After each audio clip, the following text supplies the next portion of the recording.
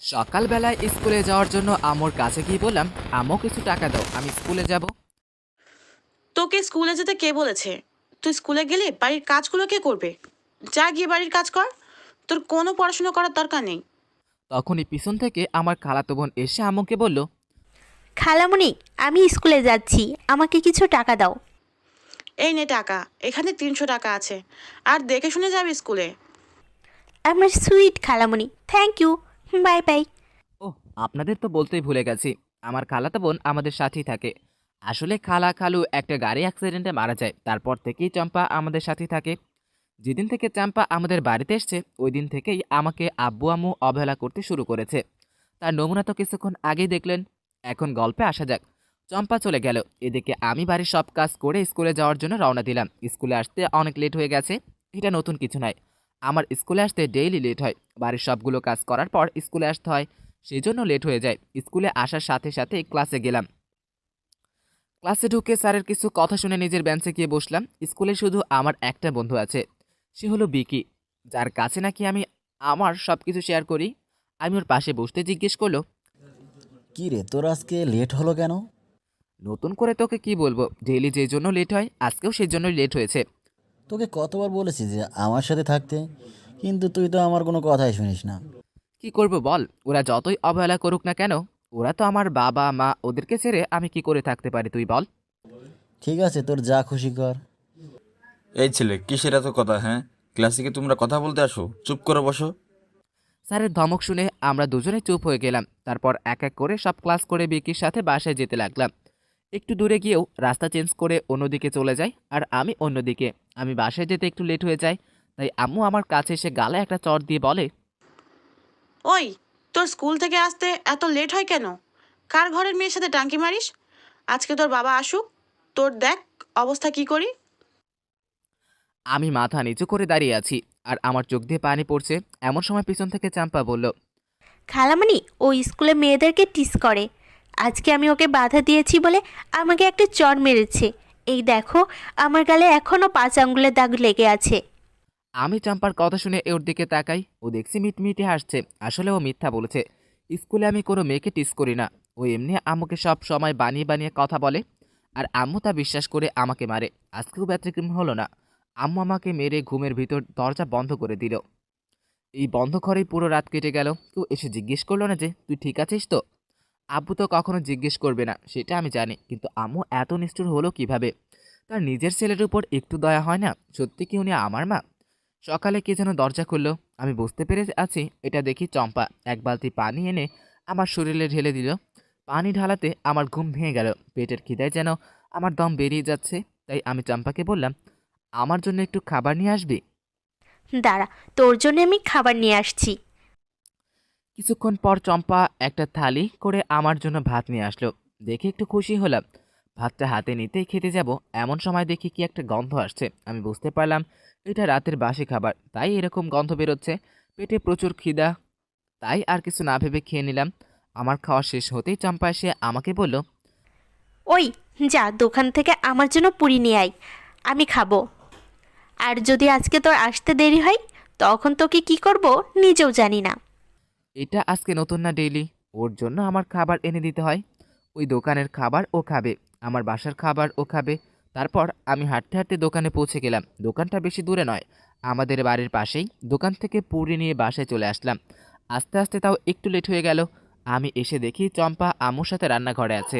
আমি গিয়ে চম্পাকে পুরোগুলি দিতে যাব, এমন সময় চম্পা বলল, এগুলো কি? আর আমাকে দিচ্ছিস না কেন এগুলো? তুমি তো আনতে বললে আমায়, সেজন্যই তো আমি নিয়ে আসলাম। আর তুমি বলছো এগুলো কি? তুই কি বলতে চাস? আমার মেয়ে মিথ্যা কথা বলছে? আর কি এগুলো, দে তো দেখি। এটা বলেই আম্মু আমার হাত থেকে খাবারটা নিয়ে নিল। খাবারটা খুলে দেখি ভিতরে পুরি রাখা। এটা দেখে আমার কাছে আসে। এসব কেনার জন্য টাকা কোথায় পেলি বল? কোথা থেকে চুরি করে এনেছিস টাকা? খালামণি, তুমি বিশ্বাস করো, আমি ওকে কোনো টাকা দেইনি। আর আমি এগুলো আনতেও বলিনি। তুমি কি আমাকে বিশ্বাস করো না? মা, তুমি বিশ্বাস করো আমি টাকা চুরি করিনি, এগুলো আনার জন্য চম্পা আমাকে টাকা দিয়েছে। চম্পার কথা শুনে আম্মু আমাকে আরও 3-4টা থাপ্পড় মেরে বলল, আজকে তোর খাওয়া দাওয়া বন্ধ। তুই আমার মেয়েকে মিথ্যাবাদী বানাস? দাঁড়া তুই। এটা বলেই আম্মু রান্নাঘরের ভিতরে চলে গেল। ওখানে গরম তেল দেওয়া একটা চামচ ছিল, ওটা এনে আমার হাতে লাগিয়ে দিল। আহ! আম্মু ছাড়ো, আমার হাতটা জ্বলে যাচ্ছে।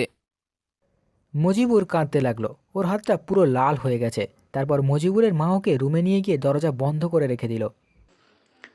আমার মেয়ের উপর দোষ দেওয়া, আজকে তোকে ঘর থেকেই বের হতে দেব না। এটা বলেই আম্মু দরজা বন্ধ করে চলে গেল। আর আমার হাতটা অনেক জ্বলতেছে, কিন্তু কিছু করতে পারছি না, শুধু কান্নাই করে যাচ্ছি। এখন তো আব্বুও বাসায় নেই, উনি অফিসের কাছে বাইরে আছে।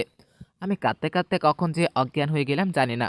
সন্ধ্যার সময় আম্মু আমার ঘরের দরজা খুলে আমাকে ডাকতে লাগলো, কিন্তু আমার কোনো আওয়াজ না শুনতে পেয়ে চম্পাকে একটু পানি নিয়ে আসতে বলল। আম্মুর কথা মতো চম্পা পানি নিয়ে আসলো, কিন্তু চম্পা ঠান্ডা পানি না এনে গরম পানি নিয়ে আসলো। আম্মু পুরো পানি আমার শরীরে ঢেলে দিল। আমি ধরফড়িয়ে উঠলাম। একই তো হাতের জ্বালা, অন্যদিকে গরম পানি।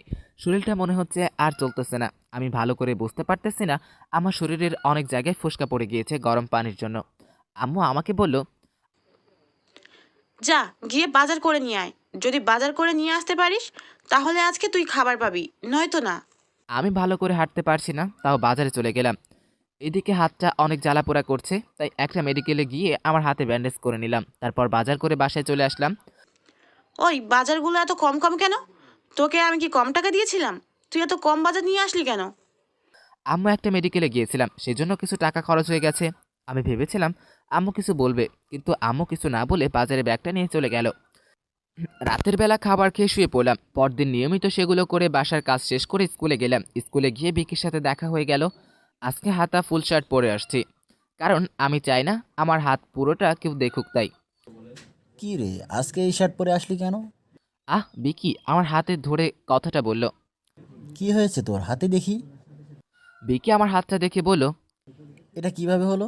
আরে এগুলো কিছু না, রান্না করতে গিয়ে একটু তেল পড়ে গিয়েছিল। তুই এখন আমাকে মিথ্যা কথা বলবি? তুই জানিস তুই যদি মিথ্যা কথা বলিস আমি তোর মিথ্যাটা ধরে ফেলি। এখন তুই সত্যিটা বল। তারপর আমি বিকিকে সব খুলে বললাম। বিকির চোখেও পানি চলে আসলো। তুই এত অত্যাচার সহ্য করিস কিভাবে রে? তোর কি কষ্ট হয় না? আরে এসব ছাড় তো, এখন চল ক্লাসে। আসলে আজকে স্কুলে একটু জলদি চলে এসেছি, লেট হয়নি। ক্লাসের ভিতরে গিয়ে দেখি আজকে একটা নতুন মেয়ে এসছে, দেখতে অনেক সুন্দর। আমাকে দেখে মেয়েটার পাশে বসে থাকা আরেকটা মেয়ে ওই মেয়েটার কানে যেন কি বলল। কথাটা শুনে মেয়েটা কেমনভাবে যেন আমার দিকে তাকালো। আমি ওইদিকে নজর না দিয়ে নিজের বেঞ্চে এসে বসলাম। আমি আর বিকি সবসময় প্রথম বেঞ্চে বসি, কারণ আমি আর বিকি স্কুলের ফার্স্ট বয়। আমি সবসময় স্কুলে প্রথম আসি পরীক্ষায়, আর বিকি দ্বিতীয়। এই জন্যই আমি যদি স্কুলে লেট করে আসি তাও কোনো স্যার আমাকে কঠোরভাবে কথা বলে না। ওইসব বাদ দেন। 5 মিনিট পরে স্যার ক্লাসে প্রবেশ করলো। আমরা সবাই দাঁড়িয়ে ওনাকে সালাম দিলাম। উনি সালাম নিয়ে আমার দিকে তাকিয়ে বলল, আজকে তুমি এত জলদি চলে আসলে? হ্যাঁ স্যার। এখন ক্লাসে মন দাও। তারপর স্যার ক্লাস করাতে লাগতেন। এভাবেই একে একে সবগুলো ক্লাস শেষ হয়ে গেল। এইভাবে দেখতে দেখতে আরও অনেক দিন কেটে গেল। এখন আব্বু বাসায় চলে এসেছে। আব্বু বাসায় থাকলে আম্মু আমাকে দিয়ে এত কাজ করায় না। বাড়িতে শুধু আব্বুই আমাকে একটু ভালোবাসে, আর কেউ হয়তো ভালোবাসে না। সবাই নিজের ঘাড়ের বোঝা ভাবে। আজকে স্কুলে একটু জলদি চলে গেলাম। এই জলদি যাওয়াটা যে আমার জীবনে কাল হয়ে দাঁড়াবে আমি কখনো ভাবতেও পারিনি। আমি স্কুলে গিয়ে একটি গাছের নিচে বসে বই পড়ছিলাম। এমন সময় একটা ছেলে এসে বলল, ছেলেটাকে আমি চিনি না, আমাদের সাথেই পড়ে। মুজিবর, তোকে জুই ডাকতেছি। কোথায়? ক্লাসের ভিতর কেন জানি ডাকতেছি, তোকে জলদি যেতে বলছি। জুই হচ্ছে ওই নতুন মেয়েটা। আমিও কিছু না ভেবে ওইদিকে যেতে লাগলাম। আস্তে আস্তে সবাই স্কুলে আসতে লাগলো, আর আমি ক্লাসের ভিতর গিয়ে এদিক ওদিক তাকাতে লাগলাম, কিন্তু কই কেউ তো নেই। কেউকে না দেখতে পেয়ে যখন আমি ক্লাস থেকে বাইরে আসতে যাব তখনই দরজার দিকে তাকাতেই দেখি জুই দরজাটা লাগিয়ে দিয়েছে। ও দরজার সামনে দাঁড়িয়ে আছে। কি হলো, তুই এইভাবে দরজা বন্ধ করলি কেন? তুই এই স্কুলে থাকলে আমি কখনো ফার্স্ট আসতে পারবো না, তাই তোকে আমি আর এই স্কুলে থাকতে দেব না। তুই দেখ তোকে কিভাবে স্কুল থেকে বের করি। এটা বলেই ওর ওর নিজের ওড়নাটা আমার মুখের উপর ছুঁড়ে মারলো। তারপর নিজের হাতের কাপড়গুলো ছিঁড়তে লাগলো। আরও অনেক জায়গায় কাপড়টা ছিঁড়ে ফেললো। আমি দৌড়ে রুম থেকে বেরিয়ে যেতে চেয়েছিলাম, কিন্তু ও আমাকে জড়িয়ে ধরে নিচে পড়ে যায় আর চিল্লাতে থাকে, বাঁচাও, কেউ আছো? থাকলে আমায় বাঁচাও। এই নরপশুটা আমার ইজ্জতের উপর হামলা দিয়েছে, কেউ থাকলে বাঁচাও আমায়। ছাড় বলছি আমায়। ও চিৎকার করে যাচ্ছে, আর আমি চেষ্টা করছি ওকে ছাড়ানোর, কিন্তু মেয়েদের শরীরে যত জোর ওকে না দেখলে বুঝতে পারতাম না। ও চিৎকার করে যাচ্ছে, থামার কোনো নাম নাই। আমি ওর মুখ চেপে ধরার চেষ্টা করলাম, কিন্তু পারিনি। ওর সাথে একসময় ধস্তাধস্তি শুরু করে দিলাম। ওর সাথে ধস্তাধস্তি করার সময় ওর হাতের নখের আঁচড় লাগলো আমার শরীরের অনেক জায়গায়। আরও ওর কিছুক্ষণ পরেই কে যেন দরজাটা ভেঙে ফেললেও ভিতরে ঢুকে গেল। আমি কিছু বুঝে ওঠার আগেই কয়েকজন এসে আমাকে মারতে লাগলো। আমাকে মারতে মারতে ক্লাসরুম থেকে বের করলো। আমাকে কিছু বলার সুযোগই দিচ্ছে না ওরা। ওরা আমাকে মাঠের মাঝখানে নিয়ে আসে। তখন বিকি এসে ওদেরকে থামায়। তারই কিছুক্ষণ পর স্কুলের সব স্যার ম্যাডামরা চলে আসে। আমাকে আর জুইকে হেড স্যারের কাছে নিয়ে যাওয়া হয়। আর আমার আব্বুকে স্কুলে আসতে বলে। কিছু সময় পর আব্বু স্কুলে চলে আসে। আব্বু আসতেই হেড স্যার বলতে লাগলেন, আপনার ছেলে আজকে এই মেয়েটার ইজ্জত নষ্ট করতে চেয়েছিল, এখন আপনি বলেন আমি ওকে কি শাস্তি দেব? আব্বুও মাথা নিচু করে দাঁড়িয়ে আছে, কিছুই বলছে না। কি হলো বলেন, ওকে এখন আমি কি শাস্তি দেব? আপনার যা ইচ্ছে হয় আপনি করেন স্যার, আমি কিছু বলবো না।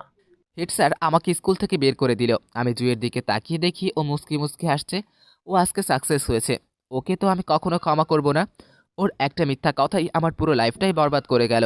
আমি স্কুল থেকে বেরিয়ে যাচ্ছি আর সবাই বলা বলি করছে, ওই দেখ একটা ধর্ষক।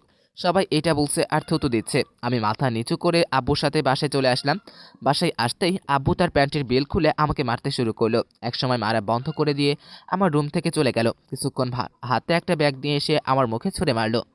তোর মতো ছেলে আমার দরকার নেই, তুই বেরিয়ে যা আমার বাড়ি থেকে। আমি আজ থেকে জানবো আমার কোনো ছেলে সন্তান নেই। তুই বেরিয়ে যা আমার বাড়ি থেকে, তোর মুখটাও আমি দেখতে চাই না। আম্মু পাশেই দাঁড়িয়ে আছে, কিন্তু একটা কথা বললো না। চাম্পা বাড়িতে নেই, স্কুলে আছে। আব্বু এসে আমাকে টানতে টানতে বাড়ির বাইরে নিয়ে আসলো। ধাক্কা মেরে বাড়ি থেকে বের করে দিল। আমি ধাক্কা সামলাতে না পেরে গিয়ে রাস্তায় পড়লাম। তখন মাথাটাও একটা পাথরে বাড়ি খেয়ে রক্ত বেরোতে লাগতো। মনে যে ব্যথা লেগেছে, এই ব্যথার সামনে তো মাথার ব্যথা কিছুই না। আজকে কেন জানি মুখ দিয়ে কোনো কথাই বের হচ্ছে না। কি করব, কোথায় যাব, কিছুই ভাবতে পারছি না। আমি ব্যাগটা হাতে নিয়ে হাঁটতে লাগলাম। হাঁটতে হাঁটতে আমাদের বাসার পাশেই একটা রেলওয়ে স্টেশন আছে, ওখানে চলে আসলাম। এসে একটা চেয়ারে বসলাম। শরীরটা প্রচুর ব্যথা করছে। ওখানে চেয়ারে ঘুমিয়ে পড়লাম। কখন নিজেও জানি না। ঘুম ভাঙলো ট্রেনের শব্দে। আমি ঘুম থেকে উঠে কিছু না ভেবেই ট্রেনে উঠে পড়লাম। জানি না এই ট্রেন কোথায় যাবে। ট্রেনে উঠে একটা সিটে গিয়ে বসলাম। কিছুক্ষণ পরে ট্রেন ছেড়ে দিল। অজানা এক গন্তব্যের উদ্দেশ্যে রওনা দিলাম। কিছুক্ষণ পর একটা টিটি আসলো। ওই ছেলে, তোমার টিকিট বের করো। আমার কাছে তো কোনো টিকিট নেই। টিকিট নেই তাহলে ট্রেনে উঠছিলে কিভাবে? আর তোমার শরীরে এসব কি? কে মারলো এভাবে? আমি কিছু না বলে কেঁদে দিলাম। কি হলো বাবা, তুমি কাঁদছো কেন? আমি লোকটাকে আজকে কি কি হলো সব খুলে বললাম। আমার কথা শুনে দেখি লোকটার চোখে পানি চলে আসলো। তারপর লোকটা ওনার হাতে যে বইটা ছিল ওটাতে কি যেন লিখতো। তারপর আমার কাছে একটা বই কাগজ দিল। এই নাও, আমার উপর যদি কোনো টিটি আসে তাহলে ওনাকে এই কাগজটা দেখিও, তাহলে উনি তোমাকে আর কিছুই জিজ্ঞেস করবে না। ঠিক আছে আঙ্কেল, কিন্তু এই ট্রেন যাবে কোথায়?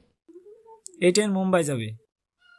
তারপর উনি চলে গেল আর আমি সিটে শুয়ে পড়লাম। শরীরটা অনেক ব্যথা করছে তো তাই। কখন যে ঘুমিয়ে গেছি আমি নিজেও জানি না। ঘুম ভাঙলো অনেক লোকের হইচইয়ের আওয়াজে। ঘুম থেকে উঠে দেখি ট্রেন একটা জায়গায় দাঁড়িয়ে আছে। আমি হাত থেকে ব্যাগটা নিয়ে ট্রেনের বাইরে চলে আসলাম। একটা লোককে জিজ্ঞেস করলাম এই জায়গার নাম কি। উনি বললেন এটা মুম্বাই। তারপর আমি হাঁটতে হাঁটতে একটা দোকানের সামনে গেলাম। ব্যাগের চেনটা খুলতেই দেখি ব্যাগে কিছু টাকা রাখা আছে। আমি বুঝতে পারলাম আব্বুই হয়তো কিছু টাকা রেখে দিয়েছেন। 10 টাকা দিয়ে একটি পানির বোতল কিনলাম। চোখে মুখে পানি দিয়ে কিছু পানি খেয়ে নিলাম। পেটে প্রচুর ক্ষুধা, তাই দোকান থেকে ইডলি কিনে খেতে লাগলাম। খাওয়ার পর দোকানিকে টাকা দিয়ে ব্যাগটা নিয়ে রেলওয়ে স্টেশন থেকে বাইরে আসলাম। কোথায় যাব কিছুই তো চিনি না এখানকার, তাই হাঁটতে লাগলাম। হাঁটতে হাঁটতে অনেক দূর চলে আসলাম। রাতও অনেক হয়ে গেছে, তাই ভাবলাম কোনো একটা জায়গায় গিয়ে ঘুমাতে হবে। তাই আশেপাশে তাকাতে লাগলাম, কিন্তু ঘুমানোর মতো কোনো জায়গা নেই। তাই আরও হাঁটতে লাগলো। হেঁটেই যাচ্ছি, তখনই মনে হচ্ছে কারো চিৎকার আওয়াজ শুনলাম। আশেপাশে তাকিয়ে কাউকে দেখতে পারছি না, শুধু আওয়াজ শোনা যাচ্ছে। মনে হচ্ছে কোনো মেয়ে হবে। কিছুক্ষণ খোঁজার পরে পেয়ে গেলাম। একটা পার্কের ভিতর থেকে আসছে আওয়াজটা। আমি গেটের কাছে গিয়ে দেখি দুইটা ছেলে একটা মেয়েকে জোর জবরদস্তি করে কোথায় যেন নিয়ে যাওয়ার চেষ্টা করছে।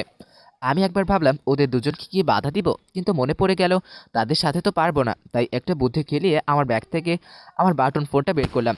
আসলে ওই বাটন ফোনটা আমি অন্যদের ধান খেতে লাগিয়ে দেওয়ার ওরা টাকা দিত, আর আমি টাকাটা জমিয়ে এটা কিনেছিলাম। ওসব বাদ দেন, আমি মোবাইলটা বের করে পুলিশের গাড়িতে যেরকম হরেন থাকে ওই রকম একটা হরেন লাগালাম। এরকম আওয়াজ শুনে ছেলে দুটো মেয়েটাকে দেখেই দৌড়ে পালিয়ে গেল। ছেলে দুটো চলে যেতেই আমি মেয়েটার কাছে গেলাম। আমি গিয়ে দেখি মেয়েটা ভয়ে কাচুমুচু হয়ে বসে আছে। আমি গিয়ে কাঁধে হাত রাখতেই আমাকে কিছু করবেন না, আমাকে ছেড়ে দেন প্লিজ। আমি বুঝতে পারলাম মেয়েটা হয়তো অনেক ভয় পেয়ে আছে। আরে আপু, ওই ছেলে দুটো চলে গেছে, আপনি এখন নিশ্চিন্তে থাকতে পারেন। কে তুমি? আমি কি সেটা তো এখন আমি নিজেও জানি না। আপনি আমার কথা সারেন, আপনার বাসা কোথায় চলেন আপনাকে বাসায় পৌঁছে দিয়ে আসি। এখান থেকে কিছু দূরে আমার বাসা, কিন্তু তোমাকে দেখে মনে হচ্ছে তুমি বাসা থেকে পালিয়ে এসেছো। কোথায় যাবে তুমি এখন? জানি না কোথায় যাব, আমি শহরে নতুন এসেছি তাই আমি কিছু চিনি না, এজন্যই এদিক ওদিক ঘুরতেছিলাম। আর তখনই আপনার আওয়াজ শুনতে পাই, তারপর তো আপনি জানেনই। তোমাকে আর কোথাও যেতে হবে না, তুমি আমার সাথে চলো আমার বাসায়। আজকে থেকে তুমি আমাদের সাথে থাকবে আমার বাসায়। আমার নিজেরও থাকার কোনো জায়গা নেই। যদি এখন এই আপুটার সাথে না যাই তাহলে এই ফুটপাতেই রাত কাটাতে হবে। আর যদি ফুটপাতে রাত কাটাই তাহলে রাতে কি হবে না হবে সেটা তো জানি না। তাই আমি ওনার সাথে ওনার বাসার উদ্দেশ্যে চললাম। বাসার সামনে যেতেই সিকিউরিটি গেট খুলে দিল। আমরা দুজন বাড়ির ভিতরে চলে গেলাম। আপুটা গিয়ে দরজা বেল বাজালো, বেল বাজাতেই একটা মহিলা দরজা খুলে দিল। হয়তো উনি আপুটার মা হবে। আপুকে সামনে দাঁড়িয়ে থাকতে দেখে মহিলাটায় আপুকে জড়িয়ে ধরলো। তুই ঠিক আছিস তো মা? আর তোর আসতে এত দেরি হলো কেন? তুই তো কোনোদিনও এত দেরি করে আসিস না।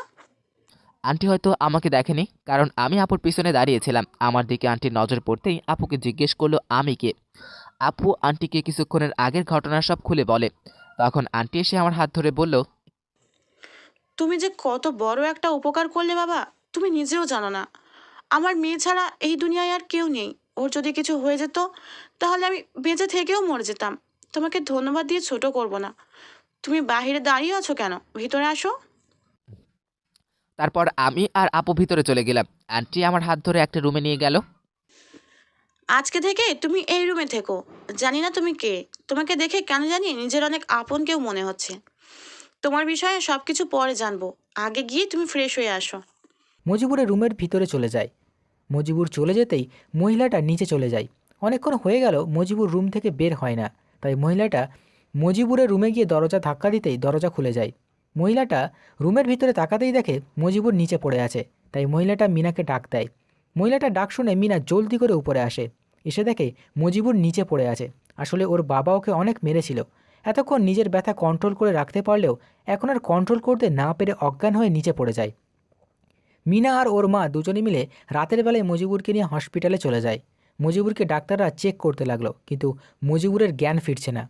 এভাবে দেখতে দেখতে পুরো 3 দিন চলে যায়, মজিবুরের জ্ঞান ফেরে না।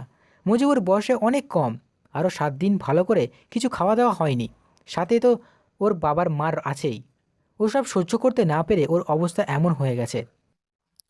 আমার জ্ঞান ফিরতেই দেখি আমি কিছুর উপর শুয়ে আছি। আশেপাশে তাকিয়ে বুঝতে পারলাম আমি হসপিটালে আছি। আমি আস্তে আস্তে সব কিছু মনে করতে লাগলাম। আমি তো ঘরের ভিতরে ঢুকে গিয়েছিলাম, তখন তো নিচে পড়ে যাই। তারপর আর কিছু মনে নেই। আবার জ্ঞান ফেরার কিছুক্ষণ পরে ডাক্তার আন্টিকে ভিতরে আসতে বলে। আন্টি ভিতরে আসার পর, তুমি এখন ঠিক আছো তো বাবা? হ্যাঁ আন্টি আমি ঠিক আছি। আর তোমার শরীরে এসব মারের দাগ কোথা থেকে আসলো? আমাকে তুমি সব খুলে বলো। আমি আন্টিকে আমার বিষয়ে সব কিছু বললাম। আন্টির সাথে আপুও ছিল। তোমার মনে এত কষ্ট, তোমাকে দেখে তা বোঝাই যায় না। তুমি এখন বিশ্রাম নাও, আমরা কিছুক্ষণ পরেই বাসায় যাব। এটা বলেই আন্টি বাইরে চলে গেল ডাক্তারের সাথে কি কথা বলতে। আপু আমার কাছে এসে বলল, জানিস, আমি ছোট থাকতে চাইতাম আমার একটা ছোট্ট ভাই হোক, যার সাথে নাকি আমি ঝগড়া করব, তাকে অনেক আদর করব, সে আমার সাথে দুষ্টু মিষ্টি ঝগড়া করবে, রাগ অভিমান করবে। আজ থেকে তুই কি আমার সেই ভাই হবি? আমি কিছু বলছি না, শুধু আমার চোখ দিয়ে পানি পড়ছে। কি হলো, তুই কান্না করছিস কেন? জানো আপু, ছোট থাকতে থেকেই আমার আম্মু আমাকে কখনো আদর করেনি। আম্মুর সাথে তো ছিলাম, কিন্তু কখনো মনে হয়নি যে আমি আম্মুর সাথে আছি। কিন্তু আজকে আন্টিকে আর তোমাকে দেখে আমারও কেমন যেন নিজের আপন মনে হচ্ছে। হ্যাঁ, আমি হব তোমার যেরকম ছোট ভাই, কিন্তু আমাকে অনেক আদর করতে হবে। এখন তুই বিশ্রাম নে, আমরা বাড়ি গিয়ে পরে কথা বলবো, ওকে? আমরা আরও কিছুক্ষণ হসপিটালে থেকে বাসায় চলে আসলাম। বাসায় আসার পর আন্টি আমাকে আমার রুমে এসে দিয়ে গেল আর বলে গেল বিশ্রাম নিতে। আন্টির কথা মতো আমিও বিছানায় শুয়ে ঘুমিয়ে পড়লাম। ঘুম ভাঙতেই আমার মাথার পাশে কাউকে অনুভব করলাম। চোখ খুলে দেখি আপু আমার মাথায় হাত বুলিয়ে দিচ্ছে। আপু তুমি এখানে? ও, তোর ঘুম ভেঙে গেছে, যা গিয়ে ফ্রেশ হয়ে আয়, রাতের খাবার খেতে হবে। এত জলদি রাগ হয়ে গেল? সময়টা কি তোর আর আমার জন্য কি অপেক্ষা করে থাকবে যে রাত হবে না? আমি বুঝতে পারলাম আপুর সাথে কথা বলে কখনো পারবো না, তাই আর কিছু না বলে ফ্রেশ হতে চলে গেলাম। ফ্রেশ হয়ে নিচে খেতে গেলাম। গিয়ে দেখি আন্টি টেবিলে সাজাচ্ছে। আমি গিয়ে একটা চেয়ারে বসলাম।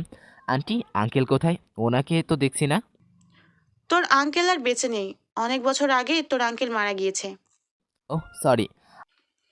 থাক, তোরা সরি বলতে হবে না, যা হবার তা তো হয়ে গেছে। তুই এখন খাবার খাওয়া শুরু কর। আমার আর আন্টির কথার মাঝখানে আপু চলে আসলো। আন্টি আমাকে আর আপুকে খাবার বেড়ে দিচ্ছে আর আমরা দুজনে খাচ্ছি। তখন আমি আবার জিজ্ঞেস করলাম, তাহলে আন্টি তোমাদের পরিবার চলে কিভাবে?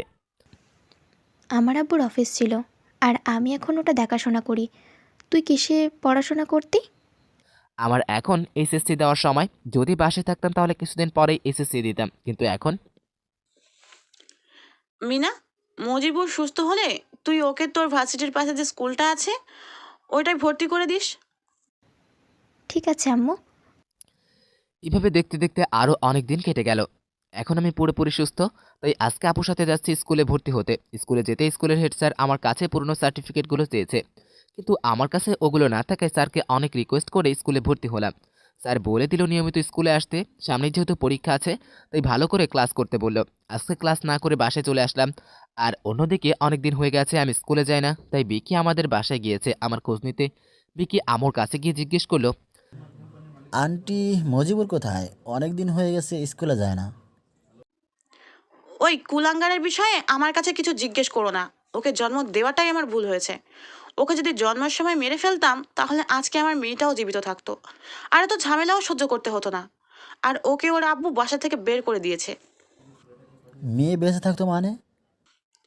ও ছোটবেলায় ওর নিজের বোনটাকেই মেরে ফেলেছে, সেই জন্য ওকে এখন আর আমার সহ্য হয় না। আপনারা অনেক বড় ভুল করেছেন। আপনাদের ছেলেকে একটু যদি বোঝার চেষ্টা করতেন তাহলে আজকে এই দিন দেখতে হতো না। মজিবুর সবসময় বলতো ও দোষী, কিন্তু ও দোষী হওয়ার কারণটা কি সেটা আজকে জানলাম। যে ভুলটা ছেলেটা করেনি, আপনি সেই ভুলের শাস্তি দিয়েছেন ওকে। মানে? ও সবসময় আমাকে একটা গল্প বলতো, আমি কখনো ভাবতে পারিনি ও যে গল্পটা বলতো সেটা নিজের জীবন কাহিনী। কতই না বোকা ছিলাম আমি। কি বলছো এসব তুমি? আমি তো কিছুই বুঝতে পারছি না।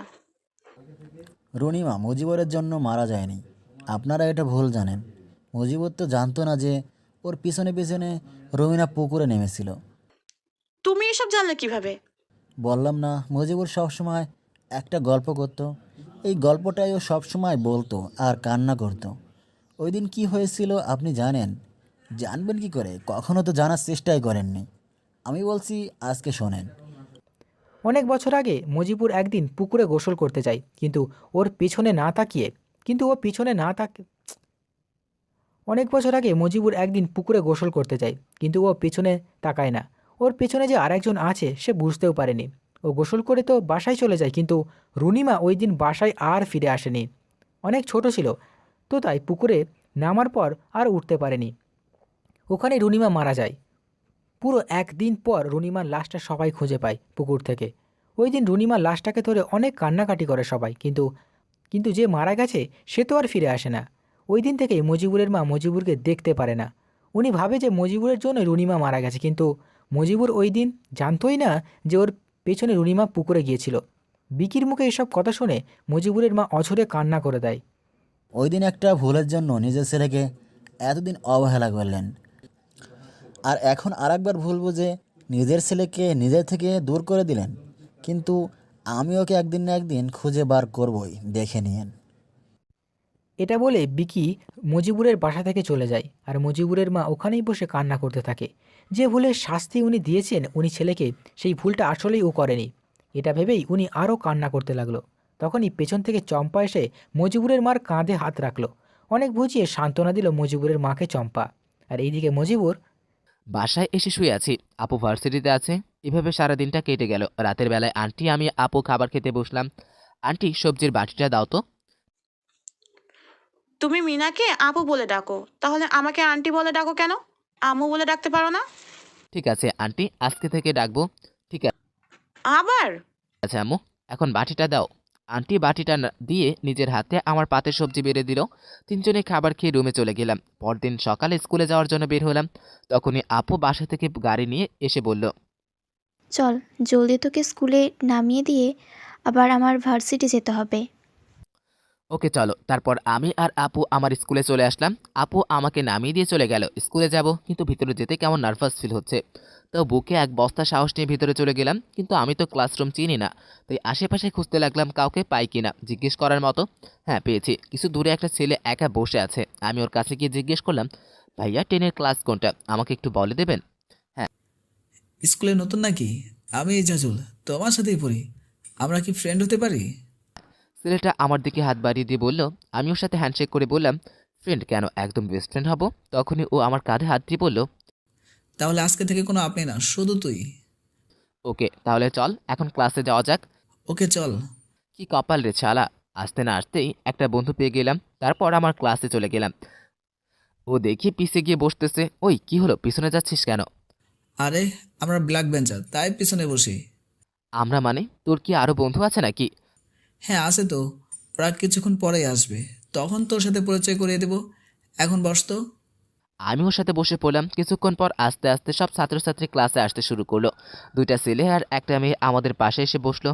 তখন ইজাজুল বলল, এই হচ্ছে প্রান্ত, এটা নয়ন, আর এটা হলো পেতনি। কুত্তা, আমি পেতনি, তুই একটা বাঁদর।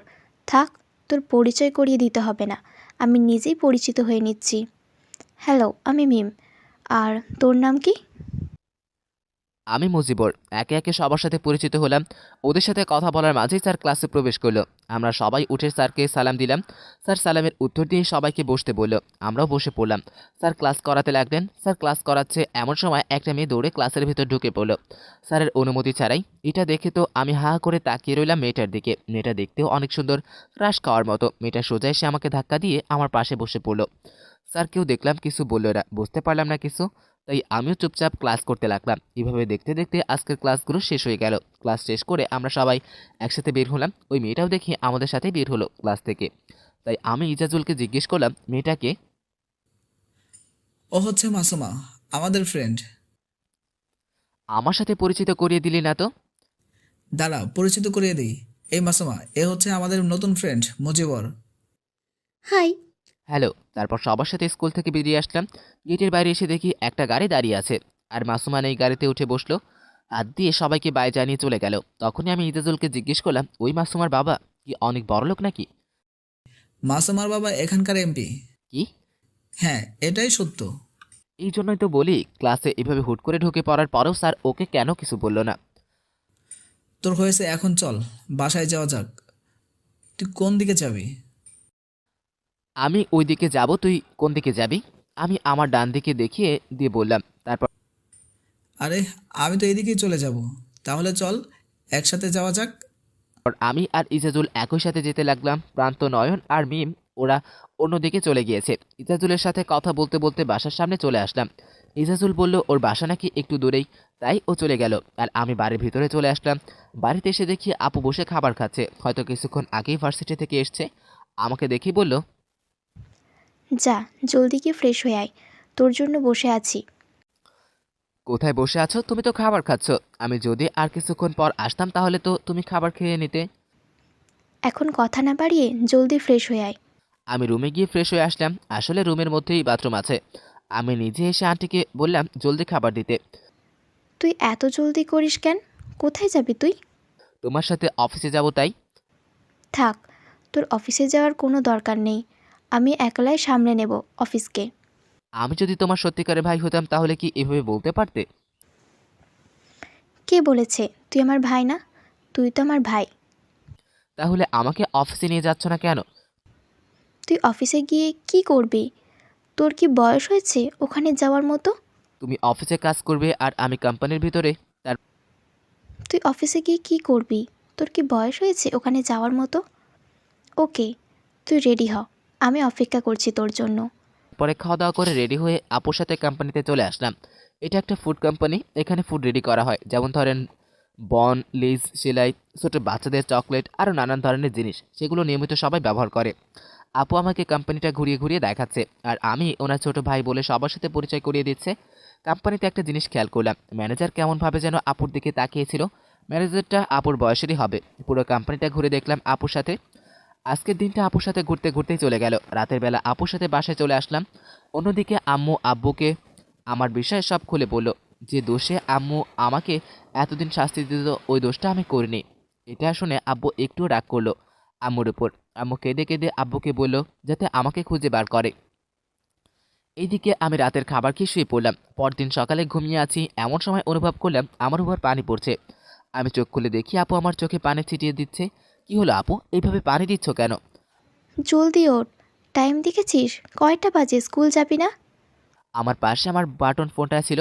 ফোনটায় কোনো সিম নেই, শুধু গেম খেলা যায় আর গান শোনা যায়। ওই ফোনটায় আমি দেখি স্কুলের টাইম হয়ে গেছে, তাই জলদি উঠে রেডি হয়ে স্কুলে যাওয়ার জন্য রওনা হয়ে গেলাম। আজকেও আপু আমাকে নামিয়ে দিয়ে গেল স্কুলের সামনে। আমি ভিতরে চলে গেলাম। আজকেও গিয়ে দেখি সেম জায়গায় ইজাজুল দাঁড়িয়ে আছে, যেখানে কালকে দাঁড়িয়েছিল ওই জায়গায়। আমি ওর কাছে গিয়ে, ওই তুই ডেলি ডেলি এখানে দাঁড়িয়ে থাকিস কেন বলতো? এই যে দেখছিস এই মেয়েটা হলো আমার ক্রাশ। এই ডেলি এখানে বসে থাকে, তাই আমি এখানে দাঁড়িয়ে ওকে দেখি।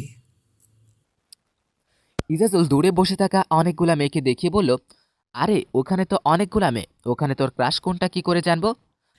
আরে দেখছিস না, ওই যে লাল রঙের একটা ড্রেস পরে, ওইটা।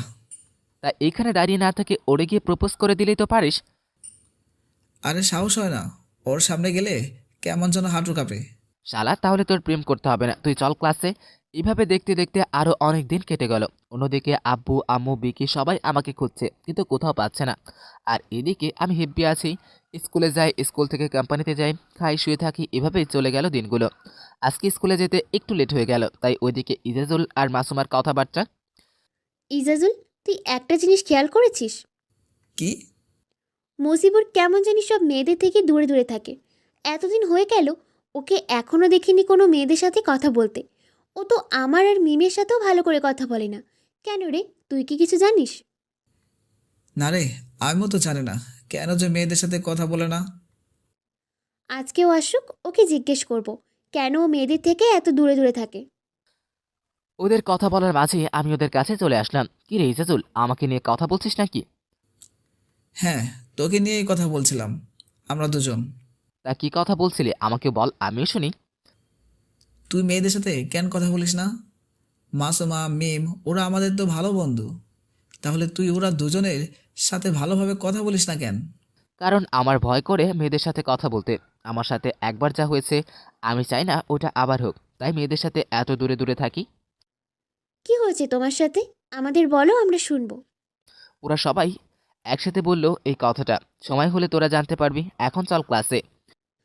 মজিবুর, তুমি তো কিছু না কিছু লুকাচ্ছ আমাদের কাছ থেকে, যে কথাটা তুমি আমাদের বলতে চাও না। কিন্তু আমি তো সব জেনেই ছাড়বো তোমার কাছ থেকে, কারণ এই প্রথমবার আমার কোনো ছেলেকে পছন্দ হয়েছে। তোমাকে তো আমার চাই। আমি যে তোমায় ভালোবেসে ফেলেছি, কেন বুঝতে পারো না তুমি এটা?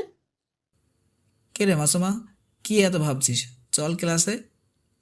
তারপর ক্লাসে চলে গেলাম। মাসুমা মেয়েটাকে কেন জানি আমার কাছে অনেক ভালো লাগছে।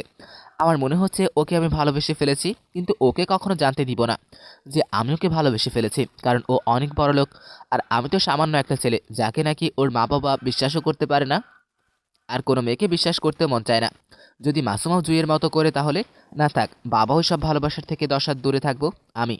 এইভাবে দেখতে দেখতে আমাদের এসএসসি এক্সামের সময় চলে আসলো। পরীক্ষাগুলো ভালোভাবেই দিলাম। এখন দেখি রেজাল্ট কি আসে। রেজাল্টের দিন আমি শুয়ে আছি, তখন আপু এসে বলল, ওই, আজকে না তোর রেজাল্ট দেওয়ার দিন, তাহলে তুই শুয়ে আছিস কেন? যা, গিয়ে তোর রেজাল্ট দেখে আয়। আপুর কথা মতো উঠে আমি স্কুলে চলে গেলাম রেজাল্ট দেখার জন্য। স্কুলে গিয়ে দেখি সকল ছাত্রছাত্রী ভিড় করে রেজাল্ট দেখার জন্য হইচই করছে। রেজাল্টের বোর্ড লাগিয়ে দিয়েছে, সবাই রেজাল্ট দেখছে।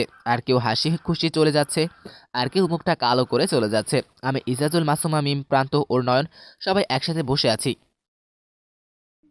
দোস্ত, আজকে যদি তোদের রেজাল্ট ভালো আসে তাহলে তোরা সবাই মিলে আমাকে একটা ট্রিট দিবি তো? ওই মজিবুর, ওকে একটা লাথি দিয়ে এখান থেকে ফেলে দে তো। কেন? শালা এমনভাবে কথা বলতেছে যেন আজকেও রেজাল্ট দেবে না। তোদের ফালতু কথা ছাড় তো। রেজাল্ট ভালো হবে না খারাপ হবে, এটা ভাবতে ভাবতে আমার মাথা নষ্ট হয়ে যাচ্ছে। আর তোরা এখানে ফালতু বকবক করছিস। তোরা চারটেকেই লাথি মেরে ফেলে দিতে হবে আজ। কেন, আমরা আবার কি করলাম? সবাই রেজাল্ট দেখছে আর তোরা এখানে বসে আছিস কেন? গিয়ে রেজাল্টটা দেখে আয় না রে। ওকে, তোরা বস, আমি গিয়ে তোদের সবার রেজাল্টটা দেখে আসছি। এটা বলেই প্রান্ত চলে গেল রেজাল্ট দেখার জন্য। কিছুক্ষণ পর ওই, কি হয়েছে? এভাবে আসতেছিস কেন? আমাদের রেজাল্টের খবর কি? সবার রেজাল্ট ভালো হয়েছে, সবার রেজাল্ট ভালো হয়েছে, কিন্তু মজিবরের ওই আমার রেজাল্ট কি হয়েছে, ভালো হয়নি? শালা ভালো হয়নি। চল, আমাদের সবাইকে এখন তুই ট্রিট দিবি। তুই এসএসসিতে সব থেকে ভালো রেজাল্ট করেছিস, এই স্কুলে সবচেয়ে ভালো রেজাল্ট তোর। সত্যি? না হলে কি আমি মিথ্যে বলছি? বিশ্বাস না হলে তুই নিজে গিয়ে দেখে আয়। তখন আমি সবাইকে ধাক্কিয়ে বোর্ডের সামনে চলে গেলাম। বোর্ডের রেজাল্ট দেখে তো আমি খুশিতে আত্মহারা হয়ে গেলাম। সবার উপরের নামটা আমার। আমি ওদের কাছে, চল আজকে তোদের সবাইকে ট্রিট দিব। তারপর ওরা সবাইকে ট্রিট দিয়ে বাসে চলে আসলাম। আন্টিকে আমার রেজাল্টের কথা বলায় আন্টি অনেক খুশি হলেন। আন্টিকে জিজ্ঞেস করলাম আপু কথায়। আন্টি বলল আপু নাকি কোম্পানিতে গেছে। তাই আমি আন্টিকে বলে কোম্পানিতে চলে আসলাম আপুকে আমার রেজাল্টের বিষয়ে বলার জন্য। আমি কোম্পানিতে এসে দেখি আপু সবার সাথে বসে কি যেন মিটিং করছে। আমি তাই নক দিয়ে বললাম আপু আসতে পারে? হ্যাঁ, ভিতরে আয়। বাইরে দাঁড়িয়ে আছিস কেন? আমিও ভিতরে ঢুকে ওদের কথা শুনতে লাগলাম। ওদের কথা শুনে বুঝতে পারলাম একটা কোম্পানিতে মাল সাপ্লাই করতে চায় ওরা, কিন্তু ওই কোম্পানির মালিককে নাকি ওদেরকে বলছে আজকে না কালকে, কালকে না পরশু অর্ডার নেবে।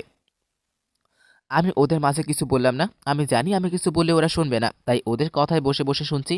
মিটিং শেষে সবাই চলে যাওয়ার পর আপু জিজ্ঞেস করলো, কি হয়েছে এখন বল তো? আপু আমার পরীক্ষার রেজাল্ট বেরিয়েছে আজকে, আর জানো আমি স্কুলে সবার থেকে ভালো রেজাল্ট করেছি। ওই উপলক্ষে তোকে তো একটা গিফট দিতে হয়। চল আমার সাথে। তারপর আপুর সাথে কোম্পানির বাইরে চলে আসলাম। আপু আমাকে নিয়ে একটা মোবাইলের দোকানে গেল, ওখান থেকে একটা মোবাইল কিনে দিল, ভিভো মোবাইল। অনেক ভালো লাগলো মোবাইল আমার কাছে, সাথে একটা সিমও কিনে দিল। তারপর আমরা দুজনই বাসে চলে আসলাম। এভাবে দেখতে দেখতে আরও অনেক দিন চলে গেল। আর আজকে আমি কলেজে যাব প্রথমবার। অনেকের কাছে শুনেছি কলেজে নাকি প্রথম র্যাগিং দেয়। যদি ওরা আমাকে র্যাগিং দেয় তাহলে এটা ভাবেই অনেক ভয় লাগছে। আর কলেজে শুধু আমি একলা ভর্তি হইনি, আমার সাথে মাসুমা, ইজাজুল ওরা দুজনে ভর্তি হয়েছে। প্রান্ত নয়ন ওরা অন্য কলেজে গেছে, হেঁটেই যাচ্ছে কলেজে, কারণ বাসা থেকে কলেজটা বেশি দূরে না। কলেজের গেটের সামনে দাঁড়িয়ে আছি ইজাজুলের জন্য। কল দিয়েছিল, আমাকে অপেক্ষা করতে বলেছিল, তাই কিছুক্ষণ পর ইজাজুল চলে আসলো। আমরা দুজন একসাথে কলেজের ভিতরে প্রবেশ করলাম।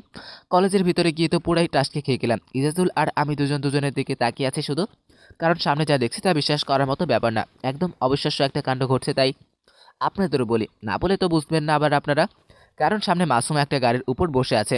এই রূপে ওকে কখনো দেখতে পারবো সেটা আমি দুজনে কখনো অ্যাকসেপ্ট করতে পারিনি। দুটো ছেলেকে সামনে কান ধরিয়ে উঠবোস করাচ্ছে। কি দেখছি আমি এটা, বিশ্বাসই হচ্ছে না আমার কাছে। যখন আমি আর ইজাজুল চলে যেতে নিব তখনই একটা ছেলে আমাদের ডাক দিল। ওই তোরা দুজন এখানে আয়, ম্যাম ডাকছে তোদের। আশেপাশে তাকিয়ে দেখছি ছেলেটা ম্যাম কাকে বলছে। ওই এদিক ওদিক কি তাকিয়ে দেখছিস, এদিকে আয়। আমরা দুজনেই ছেলেগুলোর কাছে গেলাম যেখানে নাকি মাসুমা বসেছিল। তখনই মাসুমা বলল, তোরা দুজনকে ডাকছি কানে শুনিস না? আসতে তো দেরি হয়েছে কেন তোদের? মাসুমা তুই আমাদের সাথে এইভাবে কথা বলছিস কেন? তুই না আমাদের বন্ধু হস তাহলে? আমি বন্ধুত্ব করব তোদের সাথে? আরে স্কুলে আমি শুরু পরে কাঁচা ছিলাম, তাই তোদের সাথে বন্ধুত্ব করেছিলাম, বুঝলি বুদ্ধু? আর তোদেরকে দেখেছিস, আর আমাকে দেখ, আমি এখানকার এমপির মেয়ে, আর তোরা তো সামান্য। থাক, আর বললাম না। এখন তোরা এখানে 50 বার কান ধরে উঠবোস করবি। মাসুমা তুই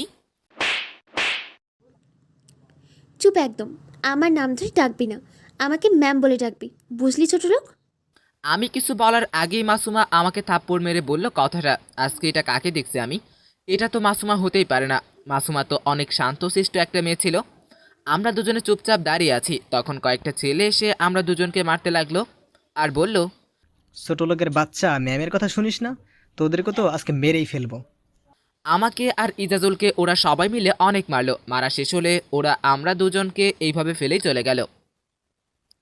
আমি ওখানে জ্ঞান হারিয়ে ফেললাম। তারপর কলেজে কি হলো কিছুই জানি না। যখন চোখ খুললাম তখন নিজেকে হসপিটালে আবিষ্কার করলাম। পাশেই আপু বসে কান্না করছে। কি হয়েছে আপু, তুমি কান্না করছো কেন? তোর জ্ঞান ফিরেছে ভাই? তুই ঠিক আছিস তো? আমরা তো অনেক ভয় পেয়ে গিয়েছিলাম। তোর এই অবস্থা হলো কীভাবে? আপুকে কিছু বলা যাবে না, তাই আমি কথা ঘুরিয়ে বললাম, আমাকে এখানে কে নিয়ে এসেছে আর আমার বন্ধুটা কোথায়? তোকে একটা ছেলে এখানে নিয়ে এসেছে, আর সে বলল তোকে নাকি আগে থেকেই চিনে। ও এখন গিয়েছে বাইরে খাবার খেতে। 2 দিন হয়েছে ছেলেটা তোর পাশে বসেছিল, কিছু খায়নি। আজকে ডাক্তার বলল তোর জ্ঞান ফিরবে, তাই এখন একটু বাইরে গেছে। কে হতে পারে ছেলেটা এটাই ভাবছি।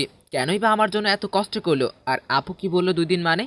আপু তুমি কি বললে 2 দিন মানে? আমি 2 দিন অজ্ঞান ছিলাম নাকি? হ্যাঁ, তুই 2 দিন অজ্ঞান ছিলি। ডাক্তার তো বলেছিল তোর জ্ঞান কখনো ফিরবে না। ও ওরা বলতে পারবে না।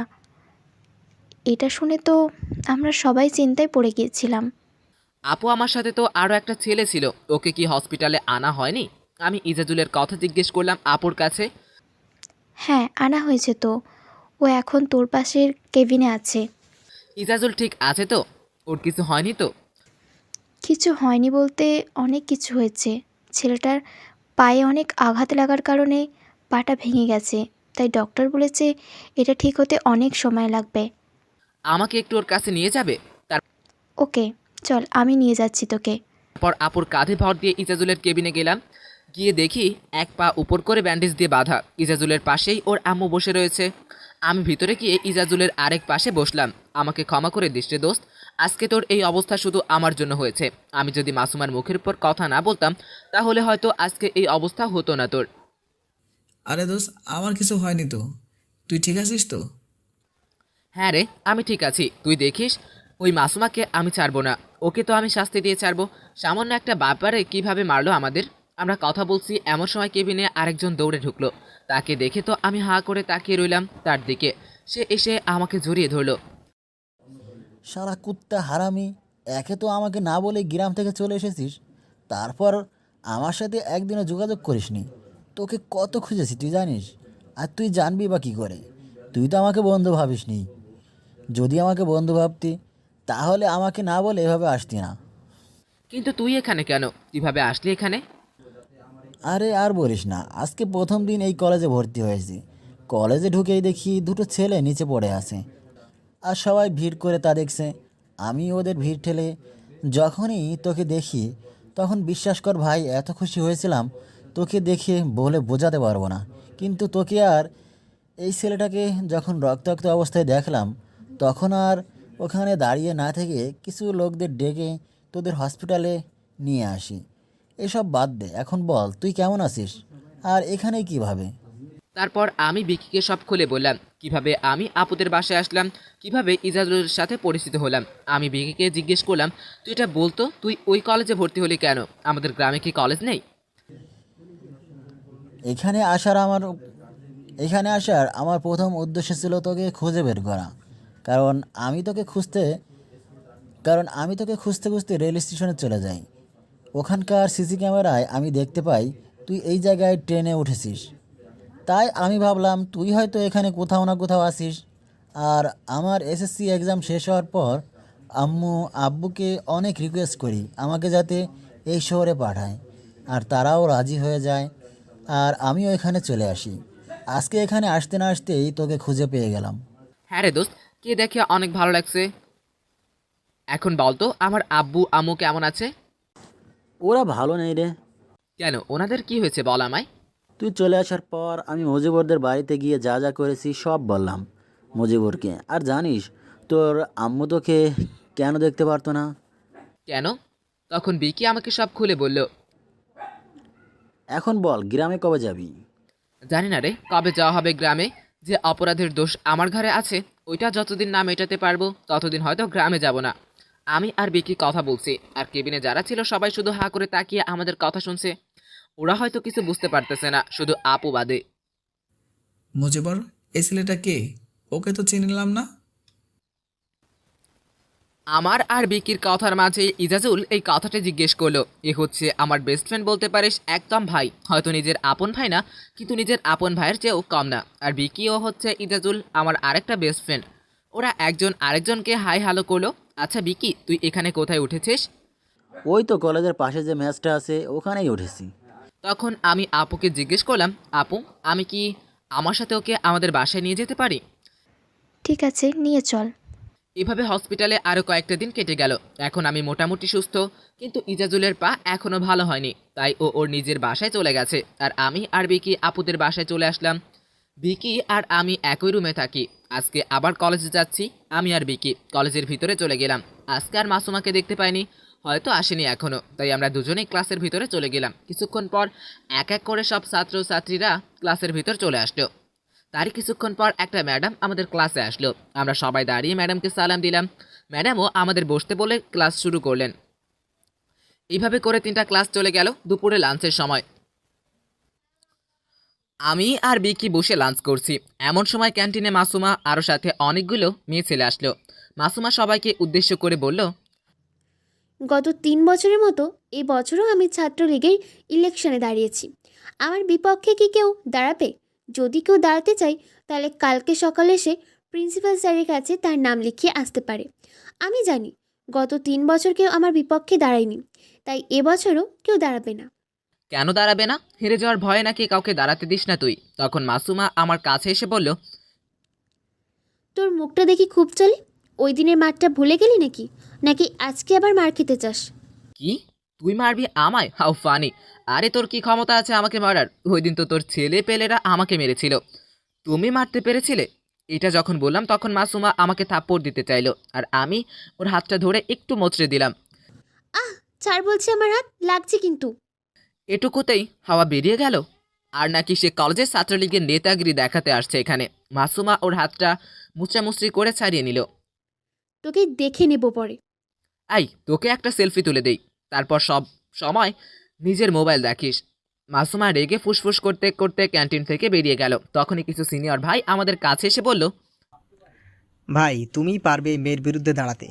মানে? মানে তুমি এবার মাসুমার বিরুদ্ধে ইলেকশনে দাঁড়াবে, আমরা সবাই তোমাকে সাহায্য করব। 1 মিনিট, আমাকে আগে তোমরা এটা বলো তো, এই মেয়ে তো এতদিন এই কলেজে ভর্তি হয়নি, তাহলে ও এই কলেজের ছাত্রলীগের নেতা হলো কিভাবে? ভাই সবই টাকা। আর ওর বাবা এখানকার এমপি হওয়ায় ও এই কলেজে গত 3 বছর ধরে ইলেকশনে দাঁড়াচ্ছে, কিন্তু ওর বিরুদ্ধে কেউ দাঁড়াতে সাহস পায় না। কেন? ওর বিরুদ্ধে যে দাঁড়ায় না কেন, ইলেকশনের একদিন আগে তাকে আর খুঁজে পাওয়া যায় না। 2 বছর 2টা ছেলে দাঁড়িয়েছিল, ইলেকশনের দিন তাদেরকে আর খুঁজে পাওয়া যায়নি। ইলেকশনের 10 থেকে 12 দিন পর তাদের খুঁজে পাওয়া গেছে, তাই ভয়ে কেউ ওর বিরুদ্ধে দাঁড়ায় না। কিন্তু ভাই, আজকে তুমি যে সাহস দেখালে আমি বুঝে গেছি তুমি পারবে এই মেয়ের হাত থেকে কলেজের সবাইকে বাঁচাতে। ওই মেয়ের জন্য কলেজে ভালো করে একটা ছেলে একটা মেয়ে প্রেমও করতে পারবে না। এই দুঃখটা কাকে বলি ভাই, বলতো? প্রেম করতে পারে না কেন? ও যদি কাউকে প্রেম করতে দেখে তাহলে প্রিন্সিপাল স্যারের কাছে গিয়ে কমপ্লেন করে দেয়। আর এই প্রিন্সিপালটা হচ্ছে ওর চাচা, ও যেটা বলে ওইটাই বিশ্বাস করে নেয়। ছেলে মেয়েদের প্রেম করতে দেখলে ওদের বিষয়ে আরও অনেক কিছু বানিয়ে বানিয়ে বলে, যার জন্য ওই ছেলে মেয়েদের শাস্তি দেওয়া হয়। এই জন্য এই কলেজে কোনো ছেলে মেয়ে কারোর সাথে প্রেম করে না। স্কুলে মাসুমা কিরকম ছিল আর এখানে তো পুরোটাই উল্টো। বুঝতে পারলাম মাসুমার বিরুদ্ধে কাউকে দাঁড়াতে হবে। কাউকে কি, আমি নিজেই দাঁড়াবো, কিন্তু আমাকে কি ওকে সাপোর্ট করবে? ভাই তুমি শুধু রাজি হও, ওসব আমরা সবাই দেখে নেব। ক্যান্টিনে সবাই একসাথে বললো, হ্যাঁ আমরা সবাই আছি আপনার সাথে। কিরে মুজিবুর, তুই তো দেখি সবার কাছে ফেমাস হয়ে যাচ্ছিস, আবার দেখিস আমাকে ভুলে যাস না। আরে শালা, তুই হচ্ছিস আমার কলিজা, তোকে ভুলবো কি করে বলতো? কেউ থাকুক বা না থাকুক, আমি আছি তোর সাথে সব সময়। আমরা সবাই আছি ভাই তোমার সাথে, তুমি দাঁড়াও ওই মেয়ের বিরুদ্ধে। কিন্তু আমি এসব ইলেকশনের বিষয়ে কিছু জানি না তো। আরে ভাই আমরা আছি তোমার সাথে, আমরা শিখিয়ে দেব। তুমি শুধু কালকে প্রিন্সিপাল স্যারের কাছে গিয়ে বলিও যে তুমি মাসুমার বিরুদ্ধে দাঁড়াবে, তাহলেই হবে। তারপরে কি করা যায় সব আমরা সবাই দেখব নে। ওকে ওকে, এখন চলো সবাই নিজের নিজের ক্লাসে যাও। তারপর এক এক করে সবাই ক্যান্টিন থেকে চলে গেল, কিন্তু ওই সিনিয়র ভাইয়াটা গেল না। কি হলো ভাই, তুমি যাবে না তোমার ক্লাসে? আমি তো তোমার নামেই জানি না, আগে আমরা পরিচিত হয়ে নেই তারপর যাব। ওকে, আমি মজিবুর আর ও হচ্ছে আমার বেস্ট ফ্রেন্ড বিকি। আর ভাই মিঠুন, তুমি আমাকে নাম ধরে রাখতে পারো আজকে থেকে, তাহলে ফ্রেন্ড। ওকে, এখন চলো। আমাকে তুই করে বলতে পারিস। ওকে, তাহলে চলো ক্লাসে যাওয়া যাক। তারপর মিঠুনও চলে গেল, আর আমি আর বিকিও নিজের ক্লাসে চলে গেলাম। আরও 2টা ক্লাস করে বাসায় চলে আসলাম। মুজিবুর, এখানে আমার একটা পার্ট টাইম জব খুঁজতে হবে। কেন? তুই তো জানিস আমাদের ফ্যামিলির অবস্থা, আমার পড়ালেখায় অনেক টাকা খরচ হবে। ওই টাকা যদি আব্বু দেয় আমাকে, তাহলে আব্বুর অনেক কষ্ট হবে। তাই আমি একটা পার্ট টাইম জব করতে চাই, যাতে আমি আমার পড়ালেখার খরচ উঠাতে পারি। ওকে, আর কলেজের বিষয়টা নিয়ে কী ভাবলি তুই? তুই চাইলে আপুর কোম্পানিতে পার্ট টাইম জব করতে পারিস। তুই যদি রাজি থাকিস আমি আপুর সাথে কথা করবো তাহলে। আর আমিও কলেজ থেকে সেই ডেইলি আপু কোম্পানিতে যাই। কোন বিষয়? আর এই ইলেকশনে দাঁড়ানোর বিষয়টা। ওহ, ওটা নিয়ে এখনো ভাবিনি, রাতে ঘুমানোর পর ভাববো। শালা, ঘুমানোর পর কেউ কিছু ভাবতে পারে নাকি? আমি ইন্টেলিজেন্ট মানুষ বলছি, আমি ঘুমানোর পরও সব ভাবতে পারি। তুই ছাড় তো তোর সব ফালতু কথা। এখন চল, আন্টি অনেকক্ষণ আগেই আমাদের ডেকে গিয়েছে।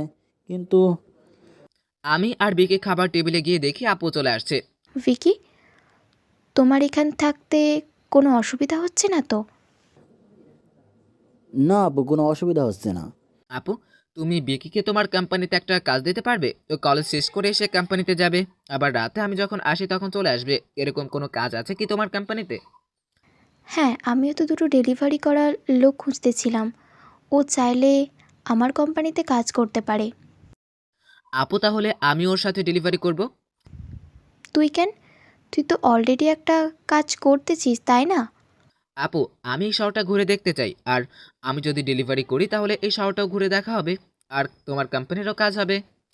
ওকে, তোর যা মন চাই তুই তাই কর। খাবার সময় এত কথা বলে নাকি? তোরা চুপচাপ খেতে পারিস না? কখন থেকে কথা বলেই যাচ্ছিস, চুপ হওয়ার নামই নেই। তোরা খাবার পরে কথা বলতে পারবি না যে এখনই এত কথা বলছিস? আন্টির ধমক শুনে সবাই খাওয়া শেষ করে নিজের যে যার রুমে চলে গেল। ও, আপনাদের বলতে ভুলে গেছি, বিকি আজকে অন্য রুমে চলে গেছে, তাই আমিও আমার রুমে চলে গেলাম। রেডি হয়ে আপুর সাথে কোম্পানিতে চলে আসলাম, আমি আর বিকি। আপু বিকিকে কিছু কাজ বুঝিয়ে দিল, বিকিও আপুর দেখানো কাজে লেগে পড়লো। আর আমি আপুর কাছে গিয়ে বললাম, আপু একটা কথা বলবো?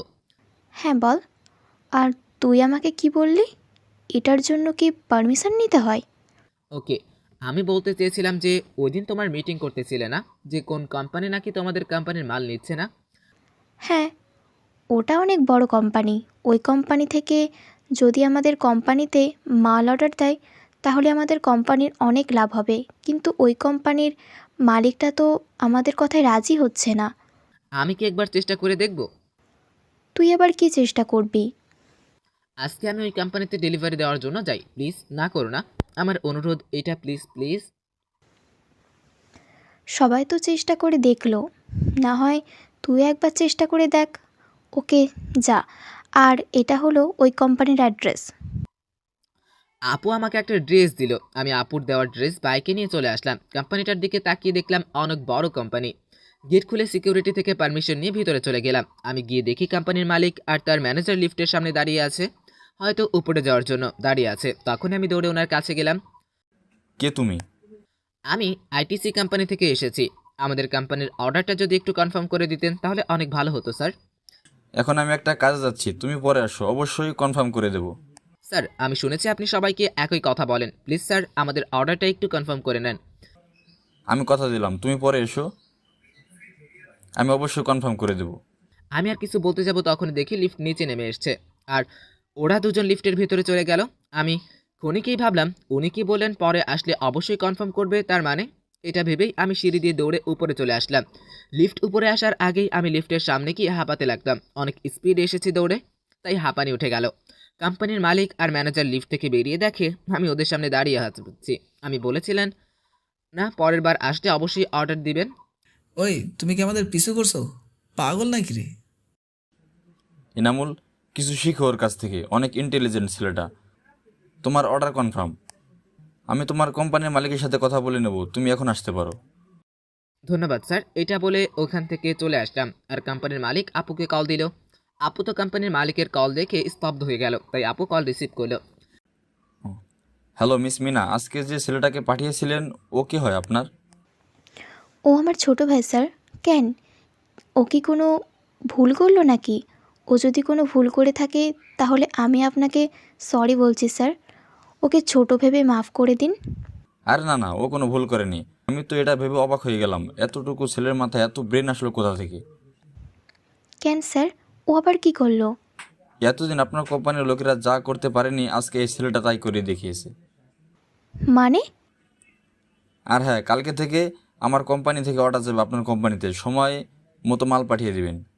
এটা সত্যি স্যার? হ্যাঁ, আর আমার ম্যানেজার আপনাকে কালকে কল দিবে, ওনার সাথে কথা বলে নিন। ওকে স্যার, আপনার কোম্পানিতে সময় মতো মাল পৌঁছে যাবে। আর এইদিকে আমি বাইক নিয়ে কোম্পানিতে চলে আসলাম। কোম্পানিতে এসে সোজা আপুর কেবিনে গেলাম। আপু, আসতে পারি? আই। আপু জানো, ওই কোম্পানির মালিক আমাদের অর্ডারটা কনফার্ম করে দিয়েছে। হ্যাঁ, তুই আসার কিছুক্ষণ আগেই ওই কোম্পানির মালিক আমাকে কল দিয়েছিল। কিন্তু তুই এটা করলি কিভাবে? তারপর আমি আপুকে সব কিছু খুলে বললাম। তুই পারবি আমার পর এই কোম্পানিটা সামলাতে। মানে তুমি আবার কোথায় যাবে? আর আমি কি এখানে সারা জীবন থাকবো নাকি? আমাকে কি বিয়ে দিবি না? আর যখন আমার বিয়ে হয়ে যাবে তখন তো আমি তোদেরকে ছেড়ে চলে যাব। তারপর তোকেই তো এই কোম্পানি দেখতে হবে, তাই না? এইটাই বললাম আর কি। ও ওসব পরে দেখা যাবে, এখন তুমি সবাইকে গিয়ে এই খবরটা দাও। তারপর আপু গিয়ে সবাইকে বলল যে এখন থেকে কোম্পানিতে একটু বেশি করে কাজ করতে, এই কোম্পানি থেকে নাকি অনেক অর্ডার দিয়ে দিয়েছে অলরেডি। এইভাবে দেখতে দেখতে আজকের দিনটাও শেষ হয়ে গেল। রাতের বেলা আপু আমি এই কয়েকদিন কোম্পানিতে যেতে পারবো না। কেন? আমি আপুকে বললাম যে আমি কলেজের ছাত্রলীগের ইলেকশনে দাঁড়াবো। আপু হ্যাঁ বলো। তারপর আরও কিছুক্ষণ আপু, বিকি, আমি, আন্টি সবাই মিলে আড্ডা দিলাম। পরের দিন আমি একটাই কলেজে গেলাম, কারণ বিকি কোম্পানিতে গেছে, আপু একটা কাজ দিয়েছে তাই। কলেজে যেতে গেটের সামনে কলেজের ওই মিঠুন নামের ছেলেটাকে দেখলাম দাঁড়িয়ে আছে, সাথে আরও অনেক ছেলে মেয়ে আছে। আমাকে দেখি মিঠুন আমার কাছে এলো। কালকে তোর মোবাইল নাম্বারটা নিতেই ভুলে গেছি, এখন তোর নাম্বারটা দে আগে। আর চল জলদি প্রিন্সিপাল স্যারের রুমে। ওকে চল। আর এই নে আমার নাম্বার। তারপর আমার নাম্বারটা দিলাম, সবাই আমার নাম্বারটা লিখে নিল সবার মোবাইলে। চলে আসলাম প্রিন্সিপাল স্যারের রুমে। এসে দেখি মাসুমা অলরেডি দাঁড়িয়ে আছে প্রিন্সিপাল স্যারের রুমে। প্রিন্সিপাল স্যার কিসের জন্য দুটো ফাইল বের করলো, একটা ফাইল মাসুমাকে দিল আর একটা ফাইল আমার হাতে দিয়ে সাইন করতে বললো। আমিও সাইন করে দিলাম। আরও কিসের ফাইলে যেন সাইন করিয়ে নিল। তারপর সবাই মিলে প্রিন্সিপাল স্যারের রুম থেকে বেরিয়ে আসলাম। তোরা এখন যা, গিয়ে ক্লাস কর। আমি যাচ্ছি আমার ক্লাসে। আমিও হাঁটতে হাঁটতে নিজের ক্লাসে চলে আসলাম। ক্লাস করা শেষ, সকল ছাত্রছাত্রীদের বললাম যাতে সবাই আমাকে ভোট দেয়, সাথে আরও অনেক বক্তব্য দিলাম। এভাবে দেখতে দেখতে আজকের দিনটাও চলে গেল। পরের দিন আবার কলেজে ঢুকতেই সকল ছেলেপেলেরা আমার কাছে দৌড়ে আসলো।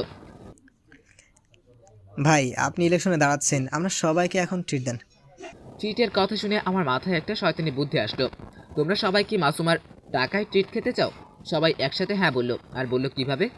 তোমরা সবাই ব্যান্ডেজের ব্যবস্থা করো আর সাথে টমেটোর সসের ব্যবস্থা করো। তারপর দেখো আমার প্ল্যান। কিছুক্ষণের মধ্যেই ওরা সব কিছু নিয়ে আসলো। আমি আমার হাতে ব্যান্ডেজ লাগালাম, মাথায় একটা ব্যান্ডেজ লাগালাম আর পায়েও ব্যান্ডেজ লাগালাম। তারপর মিঠিনকে সব কিছু খুলে বললাম আমার প্ল্যানের বিষয়ে। তারপর ল্যাংড়াতে ল্যাংড়াতে হেঁটে প্রিন্সিপাল স্যারের রুমে গেলাম। আমাকে এইভাবে দেখে প্রিন্সিপাল স্যার বলল, কি হয়েছে ওর? স্যার মাসুমা করেছে, ওর এরকম অবস্থা। ওর বিরুদ্ধে ইলেকশনে দাঁড়ানোর জন্য ও কিছু ছেলেপেলেদের দিয়ে ওকে এভাবে মার খেয়েছে। এখন আপনি কিছু ব্যবস্থা করেন স্যার। তখন প্রিন্সিপাল স্যার ওনার পিয়নকে বলল যাতে মাসুমাকে ডেকে নিয়ে আসে। পিয়নও প্রিন্সিপাল স্যারের কথা মতো মাসুমাকে ডেকে নিয়ে আসলো। কি হয়েছে চাচ্চু? আমাকে এভাবে এত আর্জেন্ট ডেকে আনলে কেন? তোমার কাছ থেকে এটা কখনো আশা করিনি। সামান্য একটা ইলেকশনে জেতানোর জন্য তুমি ছেলেটাকে এভাবে মার খাওয়াতে পারলে? ছেলেটার দিকে তাকিয়ে দেখো তো ভালো করে, ছেলেটা হাঁটতেও পারছে না। কিন্তু চাচ্চু আমি তো... চুপ করো তুমি। এখন তো তুমি এই ছেলের সব চিকিৎসা করাবে। না না স্যার থাক, ওনার চিকিৎসা করানোর দরকার নেই। কি ব্যথা, কি মারটাই না দিল ছেলেরা আমাকে। প্রিন্সিপাল স্যারকে একটু ইমোশনাল করার চেষ্টা করলাম। স্যার আপনি ওনাদের বলেন যে যাতে আমাদের টাকা দিয়ে দেয়, আমরা নিজে গিয়ে আমাদের বন্ধুকে হসপিটালে নিয়ে ভর্তি করাবো। মাসুমা কিছু বলতে যাবে তার আগেই প্রিন্সিপাল স্যার মাসুমাকে ধমক দিয়ে বললেন, থাক, তোমার আর কিছু বলতে হবে না। ওদের যত খরচ লাগে এক্ষুনি দাও। আর কোনোদিন যদি এরকম বেয়াদবি করো তাহলে তোমার আব্বুকে বলবো যাতে তোমার এই কলেজ থেকে তোমাকে গিয়ে অন্য কলেজে ভর্তি করিয়ে দেয়। মাসুমা আমার দিকে একটা রাগী লুক নিয়ে তাকালো। তখনই আমি আমার চোখ টিপ মারলাম। মাসুমা আরও বেশি রেগে গেল। যদি প্রিন্সিপাল স্যার না থাকতো তাহলে হয়তো আমাকে এখানেই মেরে ফেলতো। মাসুমা আর কিছু না বলে ওর ব্যাগ থেকে কিছু টাকা বের করে মিঠুনের হাতে দিয়ে রাগী লুক নিয়ে বেরিয়ে গেল প্রিন্সিপাল স্যারের রুম থেকে। তখন আমরাও বেরিয়ে আসলাম প্রিন্সিপাল স্যারের রুম থেকে। কিছু দূরে এসে শরীরের সকল ব্যান্ডেজ খুলে ফেললাম। এখন চলো ক্যান্টিনে তোদের সবাইকে খাবো। ওদের সবার সাথে বসে খাচ্ছি আর হাসাহাসি করছি। আজকেও বিকি আসেনি, আসলে অনেক ভালো হতো। সবার খাওয়া শেষে এমন সময় দেখলাম মাসুমা হাতে হকি স্টিক নিয়ে ক্যান্টিন ঢুকছে, সাথে আরও অনেক মেয়ে আছে। মাসুমা সোজা এসে আমার সামনে দাঁড়ালো। আমিও দাঁড়িয়ে গেলাম। দাঁড়িয়ে পিছনে ফিরে দেখি কেউ নেই। শালারা সবাই পালিয়েছে, আমাকে নিয়ে যায়নি, একা রেখে পালিয়ে চলে গেল। এখন আমার কি হবে? তোর না হাতে পায়ে ব্যান্ডেজ ছিল, তাহলে এখন ওসব কোথায় গেল? আ কি? মিথ্যা বলে আমার এখান থেকে 15,000 টাকা নিয়েছিস? তোকে তো আজকে আমি মেরে...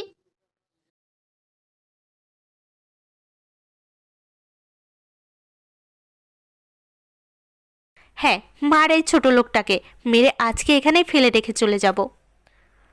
ওর কত বড় সাহস তোর এখান থেকে 15,000 টাকা নিয়ে। দেখো মাসুমা, আমি তোকে সব বলছি। মাসুমা, তুই ওর কথা শুনিস না, আগে একে মেরে নে, তারপর ওর কথা শুনিস। রিয়া তুই চুপ কর। ওই ছোট লোক তুই বল। এই মেয়েটা দেখি অনেক বকবক করতেছে, এটাকেই ফাঁসিয়ে দিব নাকি? মার খাওয়ার আগে আমি কিছু বলতে চাই। দেখো মাসুমা, ওই ছোট লোক তোকে আমার নাম ধরে ডাকার সাহস কে দিয়েছে? কিরে মাসুমা, মার ওকে। তুই ওর কথা শুনিস না, আগে ওকে মেরে নে, তারপর যা শোনার শুনবি। দেখছিস ছেলেটার কত বড় সাহস, তোর নাম ধরে ডাকে। তুই ছাড়িস না আজকে এই ছেলেটাকে। সরি ম্যাম, আমি যা বলেছি আগে এটা শুনেন। আমি এসব জেনে শুনে করিনি। আমি সামান্য একটা ছেলে, আপনার বিরুদ্ধে যাওয়ার আমার কি সাহস আছে বলেন তো? আমাকে এসব করতে আপনার এই বান্ধবী বলেছে। আমি রিয়া নামের মেয়েটাকে দেখিয়ে দিয়ে বললাম, আর এই মেয়েটা বলেছে যদি আমি আপনার বিরুদ্ধে গিয়ে ইলেকশনে জিতে যাই তাহলে নাকি আমি এই কলেজে সবার উপরে রাজ করতে পারবো। আরও অনেক বুদ্ধি দিয়েছে আমাকে যাতে আপনার বিরুদ্ধে দাঁড়ানোর জন্য। মাসুমা তুই বিশ্বাস কর, আমি এসব কিছু করিনি। আপনি আমাকে বিশ্বাস করেন, এই জন্যই তো আমাকে আপনার সামনে কিছু বলতে দিচ্ছে না। যদি আমি ওর বিষয়ে আপনার কাছে সব বলে দেই তাহলে ওর কি হবে? এই জন্য আমাকে আপনার হাতে মার খাওয়ানোর ধান্দা করতেছে। এখন দেখি তোর কি হয় রিয়া। অনেকটা বকবক করছিলি। মাসুমা রিয়ার দিকে তাকিয়ে বলল, তুই আমার বান্ধবী হয়ে আমার বিরুদ্ধে চক্রান্ত করিস? আজকে থেকে তুই আমার বান্ধবী না। তুই তোর মতো আর আমি আমার মতো। আজকে থেকে তুই আমার সাথে কথা বলবি না। যা এখান থেকে বলছি। ওরা দুজনের কথার ফাঁকেই আমি এক দৌড়ে ক্যান্টিন থেকে বেরিয়ে আসলাম। ক্যান্টিন থেকে বেরিয়ে একটা বড় করে নিঃশ্বাস নিলাম। অনেক বড় বাচ্চা বেঁচে গেলাম। আমি ওই ছেলেপেলেদের কাছে গেলাম, তোরা কি করে পারলি আমাকে এইভাবে একলা ফেলে চলে আসতে? আমাদের ক্ষমা করে দেয়। মাসুমাকে দেখে অনেক ভয় পেয়ে গেছিলাম, তাই ওখান থেকে এভাবে পালিয়ে এসেছি। আর কখন এরকম হবে না, সরি। কিন্তু তুই ওখান থেকে বেঁচে আসলি কিভাবে?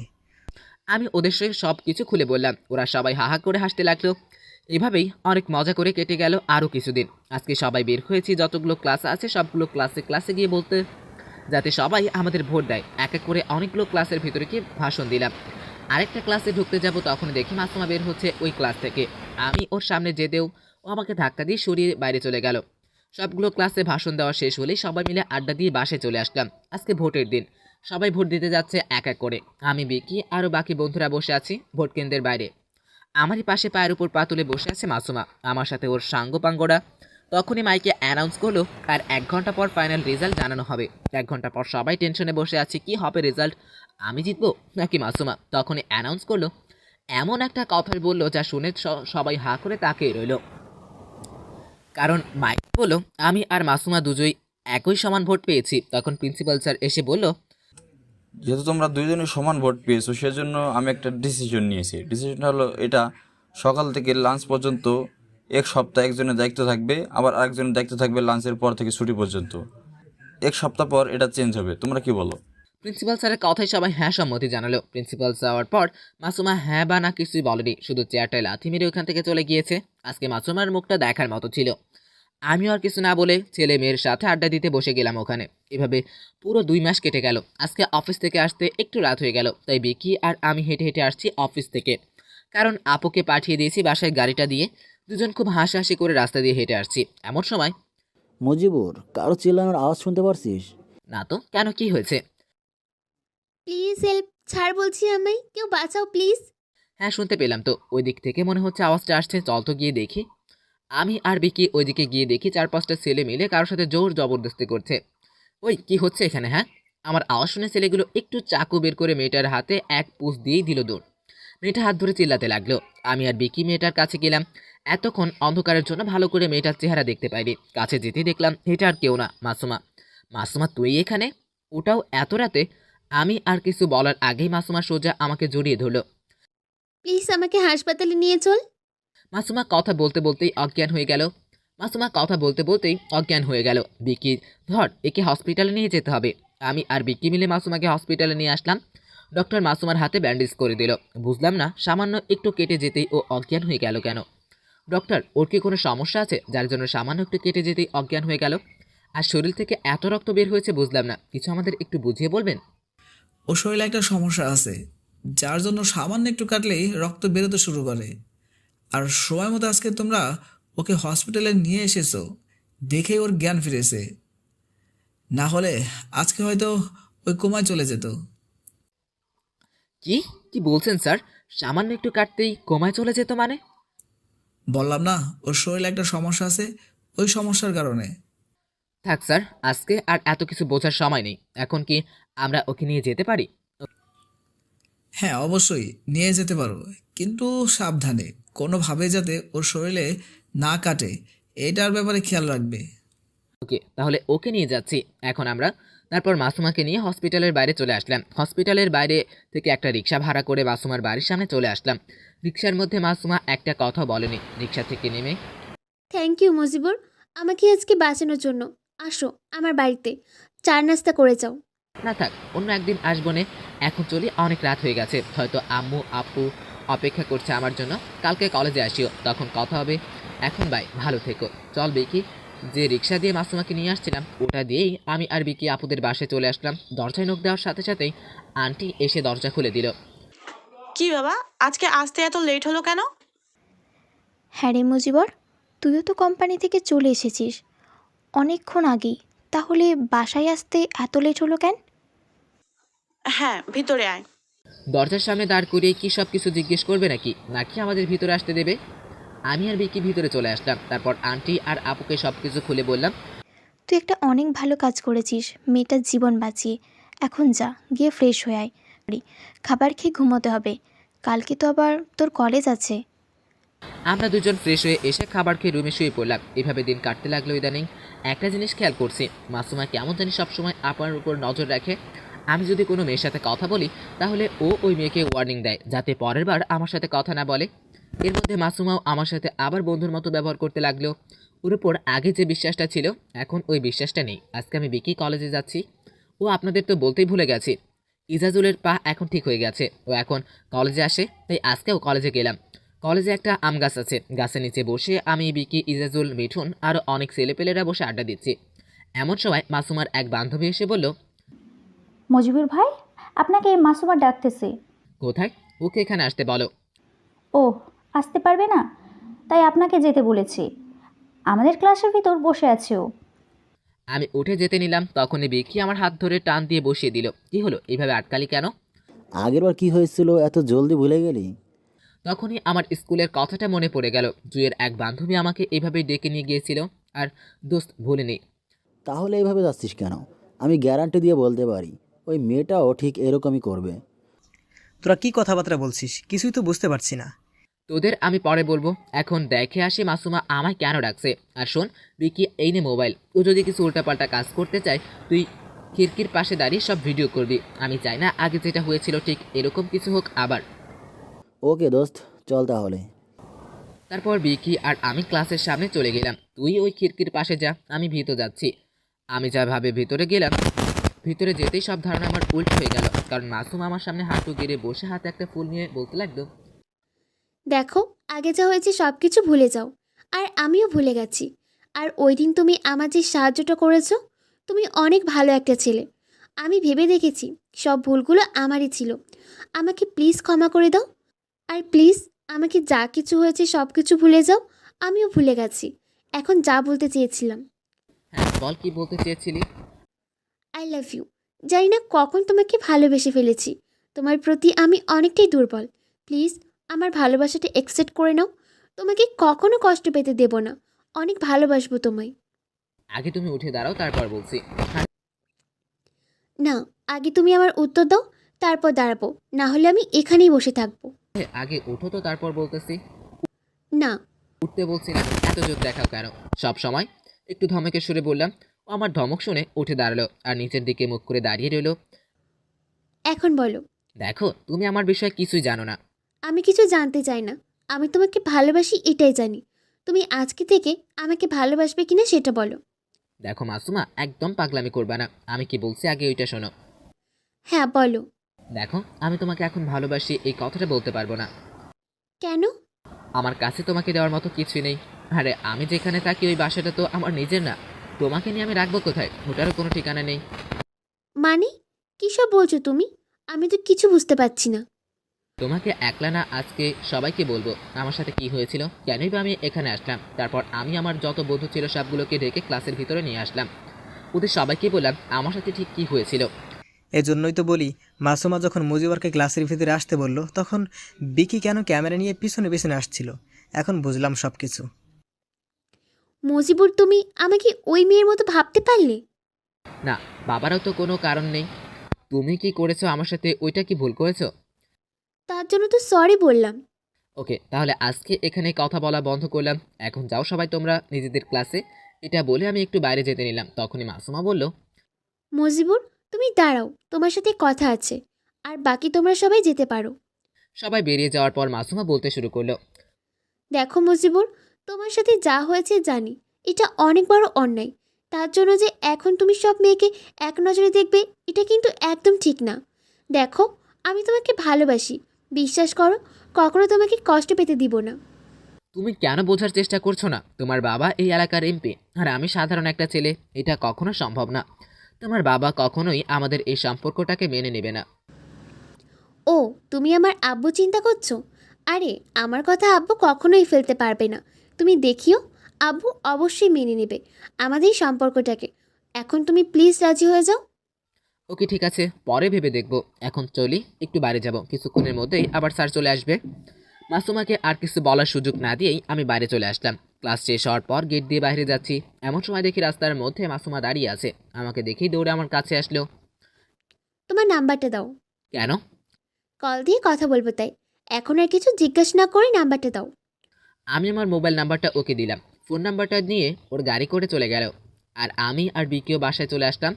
এখন নিয়মিত মাসুমার সাথে ফোনে কথা হয়। ওর ভালোবাসা মনে হয় দিনে দিনে বাড়ছে। কলেজে তো আমাকে কোনো মেয়ের সাথে কথা বলতে দেয় না। যদি কোনো মেয়ের সাথে কথা বলি তাহলে ও মুখ ফুলিয়ে বসে থাকে। আরও অনেক কিছুই আছে। রাতের বেলায় সবাই মিলে খাবার খাচ্ছি, এমন সময়। মজিবুর, আমাকে গ্রামে যেতে হবে। কেন? কিছুক্ষণ আগে আম্মু কল দিয়ে বলল আম্মুর শরীরটা নাকি অতটা ভালো না। তাই আমি ভাবছি গ্রামে গিয়ে আব্বুর দোকানটায় দেখাশোনা করব। কিন্তু তোর পড়াশোনার কি হবে? যতটুকু পড়াশোনা করেছি ততটুকুই হবে। আগে আর আমি পড়ালেখা কন্টিনিউ করতে পারবো না রে। আর এখন আব্বুর শরীরটা ভালো না, তাই পরিবারের হাল এখন আমাকেই ধরতে হবে। ঠিক আছে, তোর যেটা ভালো মনে হয় তুই কর, কিন্তু যদি কখনো কোনো বিপদে পড়িস সবচেয়ে আগে তুই আমায় কল দিবি, কথা দে। ঠিক আছে, আর তুই কি কখনো গ্রামে যাবি না? যাবো, একদিন না একদিন তো গ্রামে যেতেই হবে, তাই না? আমার উপরে যে মিথ্যা অপবাদের দাগ লেগে আছে ওটাকে তো মেটাতে হবে। আর তুই কখন যাচ্ছিস? কালকে সকালে চলে যাব। টিকিট কেটেছিস কি? না, প্ল্যাটফর্মে গিয়ে জেনারেল টিকিট কেটে যাব। পরের দিন সকালে আমি বিকিকে রেলওয়ে স্টেশনে ছেড়ে দিয়ে আসলাম। এভাবে আরও 20 দিন কেটে গেল। এখন আমি কলেজে একলাই যাই। ঠিক আজকেও কলেজ থেকে বাসায় আসলাম। বাসায় এসে দেখি একজন মহিলা আর একজন পুরুষ সাথে একটা ছেলে বসে আছে ড্রয়িং রুমে। আমি ওদের পাশে যেতেই আন্টি আমাকে ডাক দিয়ে ওনার পাশে বসতে বলল। এই হচ্ছে আমার ছোট ছেলে মুজিবুর। কিন্তু আম্মু, ওনারা কারা? ওনারা তোর আপুকে দেখতে এসেছে। তুই যা উপরে গিয়ে দেখ তো তোর আপু রেডি হয়েছে কিনা। ওকে। আমি উপরে এসে দেখি আপু সোফার উপর বসে আছে। আমি ওনার কাছে গেলাম। কি হয়েছে আপু, এইভাবে বসে আছো কেন? নিচে যাবে না? তারপর আমি আপুকে নিয়ে নিচে আসলাম। ওনারা আপুকে পছন্দ করলো আর বললো 1 সপ্তাহ পর আপুকে ওনাদের ঘরে নিয়ে যেতে চাই। রাতের বেলা আপু আমার রুমে আসলো। এত রাতে আপু তুমি রুমে কিছু বলবে কি? মুজিবর, আমি না এই বিয়েটা করতে চাচ্ছি না। কিন্তু কেন? আমি চলে গেলে আম্মুর কি হবে? কি দেখবে ওনাকে? তুমি কি তোমার এই ছোট ভাইয়ের উপর বিশ্বাস করো না? কে বলল বিশ্বাস করি না? আমি আমার এই ছোট ভাইটার উপর নিজের থেকেও বেশি বিশ্বাস করি। তাহলে তুমি কোনো চিন্তা করো না, আমি আছি তো। আমি খেয়াল রাখবো আম্মুর। আর কোনো কথা নাই, 1 সপ্তাহ পর তোমার বিয়ে হচ্ছে, এটাই পাক্কা কথা। পরের দিন কলেজে আমার যত বন্ধু ছিল সবগুলোকে দাওয়াত দিলাম। কলেজে সবাইকে দাওয়াত দেওয়া শেষ হলে আমি আপুর সাথে কোম্পানিতে চলে আসলাম। আপু সবাইকে কনফারেন্স রুমে ডাকলো। লেডিস অ্যান্ড জেন্টলম্যান, আজকে আপনাদেরকে যে জন্য আমি কনফারেন্স রুমে ডাকলাম তা হলো, আপনারা তো হয়তো এখন জেনে গিয়েছেন সবাই, 1 সপ্তাহ পর আমার বিয়ে। তাই আমি এটা ডিসিশন নিয়েছি যে আজকে থেকে আমার ছোট ভাই এই কোম্পানির দেখাশোনা করবে। আমি আশা করব আমাকে যতটা সাপোর্ট করেছেন আপনারা সবাই ওকেও এইভাবে সাপোর্ট করবেন। আপু ওনার কোম্পানির সকল দায়িত্ব আমার হাতে দিয়ে দিল। আপু, আমি কি পারবো কোম্পানি সামলাতে? তোকে যে পারতেই হবে, তোকে একদিন অনেক বড়লোক হতে হবে। এবার দেখতে দেখতে আপুর বিয়েটাও হয়ে গেল। বিয়েতে আমি সকল কোম্পানির লোককে দাওয়াত করে দিয়েছি, সাথে আমার বন্ধুদেরকেও। মাসুমাও এসেছিল বিয়েতে। এখন আমি কোম্পানি দেখাশোনা করি আর কলেজে পড়াশোনা করি। আজকে সকল কর্মচারীকে কনফারেন্স রুমে ডেকে আনলাম, আমি ওদের সাথে কিছু আলোচনা করব। তাই স্যার আমাদের কেন ডেকেছেন এখানে? এই কয়েকদিনে আমি কোম্পানিতে একটা জিনিস খেয়াল করেছি। তোমরা যে গোলা মালা আগে বানাচ্ছ, ওগুলো সব একটা বক্সে রেখে দাও, আর পরে যেগুলো বানাবা সেটাও আবার ওইটার উপরে রেখে দাও। এরকম করলে তো হবে না। স্যার আমাদের কোম্পানিতে স্টোরের জায়গা কম, সেজন্য স্যার এরকম করতে হয়। আজকে থেকে আর ওরকম চলবে না। ব্যাক সাইডে যে জায়গাটা আছে তোমরা ওই জায়গাটাকে স্টোর হিসেবে ব্যবহার করতে পারো। আর নতুন 2টা কোম্পানির থেকে অর্ডার এসছে, তাই কালকে থেকে সবাই একটু বেশি করে কাজ করবে। তোমাদের কাজের উপর ভিত্তি করে তোমাদের স্যালারি বাড়ানো হবে। আমি ওদেরকে আরও অনেক কিছু কথা বললাম। মিটিং শেষে সবাইকে বললাম নিজের নিজের কাজে চলে যেতে। তখনই আমার মোবাইলে ফোন আসলো। জলদি আমার সাথে একটু দেখা করো তো। কেন, কি হয়েছে? তুমি আগে আসো, তারপর বলছি। এই পার্কে চলে আসো। মাসুম একটা পার্কের নাম বলল। ঠিক আছে, তুমি অপেক্ষা করো, আমি আসছি। ম্যানেজারকে সব কিছু বুঝিয়ে দিয়ে আমি পার্কে চলে আসলাম। পার্কে এসে ভিতরে গিয়ে দেখি মাসুমা একটা বেঞ্চের উপর বসে আছে আর নিজের নখ কামড়াচ্ছে খাচ্ছে। কি হয়েছে এখন বলো? তোমার আর আমার সম্পর্কে বিষয়টি আব্বু জেনে গেছে। কিভাবে? ওই দিন আমরা যখন ঘুরতে গিয়েছিলাম, তখন আব্বুরই এক লোক আমাদের দেখে, আব্বুকে সব বলে দেয়। তারপর কি হলো? এখন আব্বু বলছে আমি যাতে তোমাকে ওনার সাথে দেখা করিয়ে দিই, আর এটাও আজকের মতো। আজকে? ওকে, চলো তাহলে তোমার আব্বুর সাথে দেখা করে আসি। তারপর মাসুমাদের বাসায় চলে আসলাম। বাসাটা অনেকটাই বড়। আমি বাসার ভিতরে চলে আসলাম। এসে দেখি আঙ্কেল সোফায় বসে টিভি দেখছে। আসসালামু আলাইকুম আঙ্কেল। ওয়ালাইকুম আসসালাম। তুমি কি? আঙ্কেল, আমার নাম মুজিবুর। মাসুম হয়তো আপনাকে আমার বিষয়ে বলেছে। ও হ্যাঁ বাবা, বসো। আমি মাসুমাকে বলেছিলাম তোমাকে আজকে বাসায় নিয়ে আসতে। জি আঙ্কেল, বলেন কি বলবেন। দেখো বাবা, আমি এই এলাকার এমপি, আর এই জন্য সবাই আমাকে অনেক সম্মান করে। কিন্তু ওই দিন একটা লোক এসে যখন বলল যে আপনার মেয়ে একটা ছেলের সাথে ঘোরাফেরা করছে, সেটা শুনে অনেক খারাপ লেগেছিল। কিন্তু কি করব বাবা, মেয়েটা তো আমারই, তাই না? কিন্তু তুমি এটা ভেবো না যে সব মেয়ে বাবার মতো আমি এখন বলবো যে আমার মেয়েকে ভুলে যাও। দেখো, তোমাদের এখনো বিয়ের বয়স হয়নি, তাই বলছি আগে তুমি তোমার ক্যারিয়ার ধ্যান দাও, এ তারপরে এসব ভেবো। আর তুমি কি করো এখন? আঙ্কেল, আমি পড়াশোনা করি, সাথে একটা কোম্পানি চালাই। কোন কোম্পানি? ITC company. ওহ, আমি অনেক শুনেছি ওই কোম্পানির বিষয়ে, লোকের কাছে শুনেছি, তোমার বিষয়ে শুনেছি অনেক ভালো প্রোডাক্ট নাকি তৈরি করো ওখানে। এভাবে চালিয়ে যাও, আর তোমার আম্মুর নম্বরটা দিয়ে যেও। আমি তোমার আম্মুর সাথে পরে কথা বলে নেব। ঠিক আছে আঙ্কেল, এখন তাহলে আমি চলি। এখনই তো আসলে, আর এখনই চলে যাবে? আগে কিছু নাস্তা পানি করো, তারপর যাও। না আঙ্কেল, আমার একটু কাজ আছে, তাই যেতে হবে। শুধু মাসুমা বলেছিল বলে জলদি করে চলে আসছি, তাই এক্ষুনি যেতে হবে। আজকে আসি আঙ্কেল, পরে অন্যদিন এসে নাস্তা করে যাব। আঙ্কেলকে মাসুমার মানে আন্টির নাম্বারটা দিয়ে চলে আসলাম। জানি না ওরা কি কথা বলবে। কলেজ কোম্পানি এসব দেখতে দেখতেই আজকে পুরো 3টি বছর চলে গেল। আজকে আমি অনেক বড় একজন বিজনেসম্যান। এসব কিছু হয়েছে আমার আপুর জন্য। আপু যদি আমাকে ওনার বাসায় না নিয়ে আসতো, তাহলে হয়তো আজকে আমি এই পজিশনে আসতে পারতাম না। আর মাসুমা, ও আমাকে অনেক সাপোর্ট করেছে, তাই হয়তো আজকে এই পজিশনে আমি। আর আমি এখন এয়ারপোর্টের সামনে দাঁড়িয়ে আছি, কারণ আপু দুলাভাই ওরা বিদেশ থেকে আসছে, তাই ওদেরকে রিসিভ করতে আসছি আমি। আপুর একটা ছেলেও আছে, ওর নাম রাজ, অনেক দুষ্টু। বাসায় আসলে পুরো বাসাটা মাতিয়ে রাখে। অনেকক্ষণ হয়ে গেল এয়ারপোর্টের সামনে দাঁড়িয়ে আছি, কিন্তু ওরা বের হচ্ছে না এয়ারপোর্টের বাইরে। তখন দেখলাম দুলাভাই আপু বের হচ্ছে। দুলাভাইয়ের কোলে রাজ। রাজের বয়স 2 বছর। ও এসে আমার কোলে উঠলো। আমি ওকে কোলে করে গাড়িতে গিয়ে বসলাম। গাড়ির মধ্যে আপু আর দুলাভাইয়ের সাথে কথা বলতে বলতে বাসায় আসতেছি। তখন দুলাভাই, কি শালাবু, বিয়ে করবে না নাকি? আর কতদিন প্রেম করবে বলো তো? এখন তো বিয়েটা করে নাও। আরে দুলাভাই, করবো তো আরো কিছুদিন পর। আরেকটু ভালো করে প্রেম করে নেই, তারপর বিয়ে করব। আর তোমার কোম্পানি কীরকমভাবে চলছে? তোমার কোম্পানির অনেক সুনাম শুনলাম তো। হ্যাঁ দুলাভাই, ভালোই চলছে। ওদের সাথে কথা বলতে বলতে বাসায় চলে আসলাম। বাসায় এসে তো কি বলবো আপনাদের, অবাকের চরম সময় পৌঁছে গেলাম। কারণ বাসার ভিতরে ঢুকে দেখি আব্বু, আম্মু, চম্পা ওরা বসে আছে, সাথে বিকিও এসে আছে। ওদেরকে দেখে তো আমার মুখের কথাই বন্ধ হয়ে গেল। কি বলবো ওদেরকে, কি না বলবো সেটাই খুঁজে পাচ্ছি না। আমিও ভাবতে পারিনি যে আব্বু আমাকে এইখানে দেখবো। ওদেরকে দেখে কি আমার রাগ করে থাকা উচিত, নাকি ওদের সাথে কথা বলা উচিত, সেটাই বুঝতে পারতেছি না। আমি ওদের সাথে কথা না বলে নিজের রুমে চলে আসলাম। কিছুক্ষণ পর আপু আমার রুমে আসলো। দেখ ভাই, ওরা তোর বাবা মা, তোর উচিত ওদের সাথে কথা বলার। কিন্তু আমি ওদের সাথে কথা বলতে চাই না। ওদেরকে বল এখান থেকে চলে যেতে।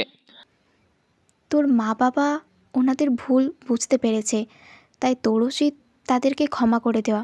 প্লিজ ভাই, চল নিচে, ওরা তোর জন্য অনেকক্ষণ ধরে নাকি বসে আছে। আমার আর আপু কথা বলার মাঝে আম্মু চলে আসলো রুমে। আমাকে ক্ষমা করে দে বাবা। আমি না বুঝেই তোকে অনেক কষ্ট দিয়েছি। আমি জানি আমি যা করেছি তা অন্যায়। তাও প্লিজ বাবা, নিজের মা ভেবেই আমাকে ক্ষমা করে দে। তুই যদি চাস। আম্মু আর আব্বু দুজনেই এসে আমার পা ধরতে চেয়েছিল, তখনই আমি ওদের জড়িয়ে ধরি। কি করছো তোমরা এটা? তোমরা যতই বড় ভুল করো না কেন, তোমরা তো আমার বাবা মা, তাই না? আমি তোমাদের উপর একটুও রাগ করিনি। জানিস, তোকে অনেক জায়গায় খুঁজেছি কিন্তু কোথাও পাইনি। ওই দিন যখন বেকি তোর সাথে কলে কথা বলছিল তখন আমি শুনে নেই ওর কথা, আর আমি বুঝতে পারি বিকি হয়তো তোর সাথে যোগাযোগ করে। তাই ওকে অনেক বুঝিয়ে শুনিয়ে ওকে নিয়ে আজকে এখানে আসলাম। তুই আমাদের ক্ষমা করে দে বাবা।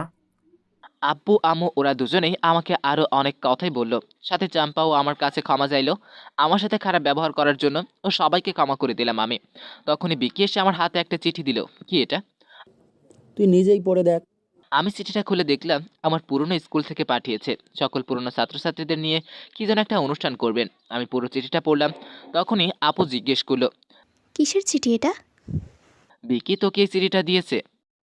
আমাদের স্কুলের হেড স্যার তোকে এটা দিতে বলেছিল। কখন? এখানে আসার সময় ওনার সাথে রাস্তায় দেখা হয়, তাই উনি এটা আমাকে দেয়। উনি কি করে জানলো তোর সাথে আমার যোগাযোগ আছে? একদিন দোকানে বসে তোর সাথে কথা বলার সময় স্যার সব শুনে নেয়, তারপর তোর বিষয়ে সব খোঁজ খবর নেয়। তো এখন বল, এটা কার চিঠি, কিসের চিঠি? এটা আমার পুরনো স্কুল থেকে পাঠিয়েছে। ওখানে ওরা সবাই মিলে কিসের জন্য একটা অনুষ্ঠানের আয়োজন করেছে, আর সকল পুরনো স্টুডেন্টদের ওখানে যেতে বলেছে। আমি এটা বুঝলাম না আমাকে কেন যেতে বললো। আমাকে তো ওই স্কুল থেকে বের করে দিয়েছিল তাহলে। সেটা তো তুই এখানে গেলেই বুঝতে পারবি। হ্যাঁ বাবা, তুই চল আমাদের সাথে, আমাদের গ্রামটা দেখে আসবি। কিন্তু আমি তো এখানে যেতে চাই না তাহলে। ওখানে নামটা শুনলেও তো আমার সকল পুরনো স্মৃতি মনে পড়ে যায়। কি করব এখন আমি? যাব কি যাব না? কোথায় যাওয়ার কথা হচ্ছে এখানে? আঙ্কেলের আওয়াজ শুনে সবাই পিছনে তাকালো। আমিও তাকে দেখলাম। আঙ্কেল মাসুমা ওরা দুজনেই আসছে। আঙ্কেল আব্বু আম্মুকে ছিলেন, তাই জিজ্ঞেস করলো আন্টিকে ওনারা কে। আন্টি আঙ্কেলকে সব খুলে বলল। মাসুমা যখন শুনলো ওরা আমার আব্বু আম্মু, তখন এসে আব্বু আম্মুকে সালাম করলো। বেঁচে থাকো মা।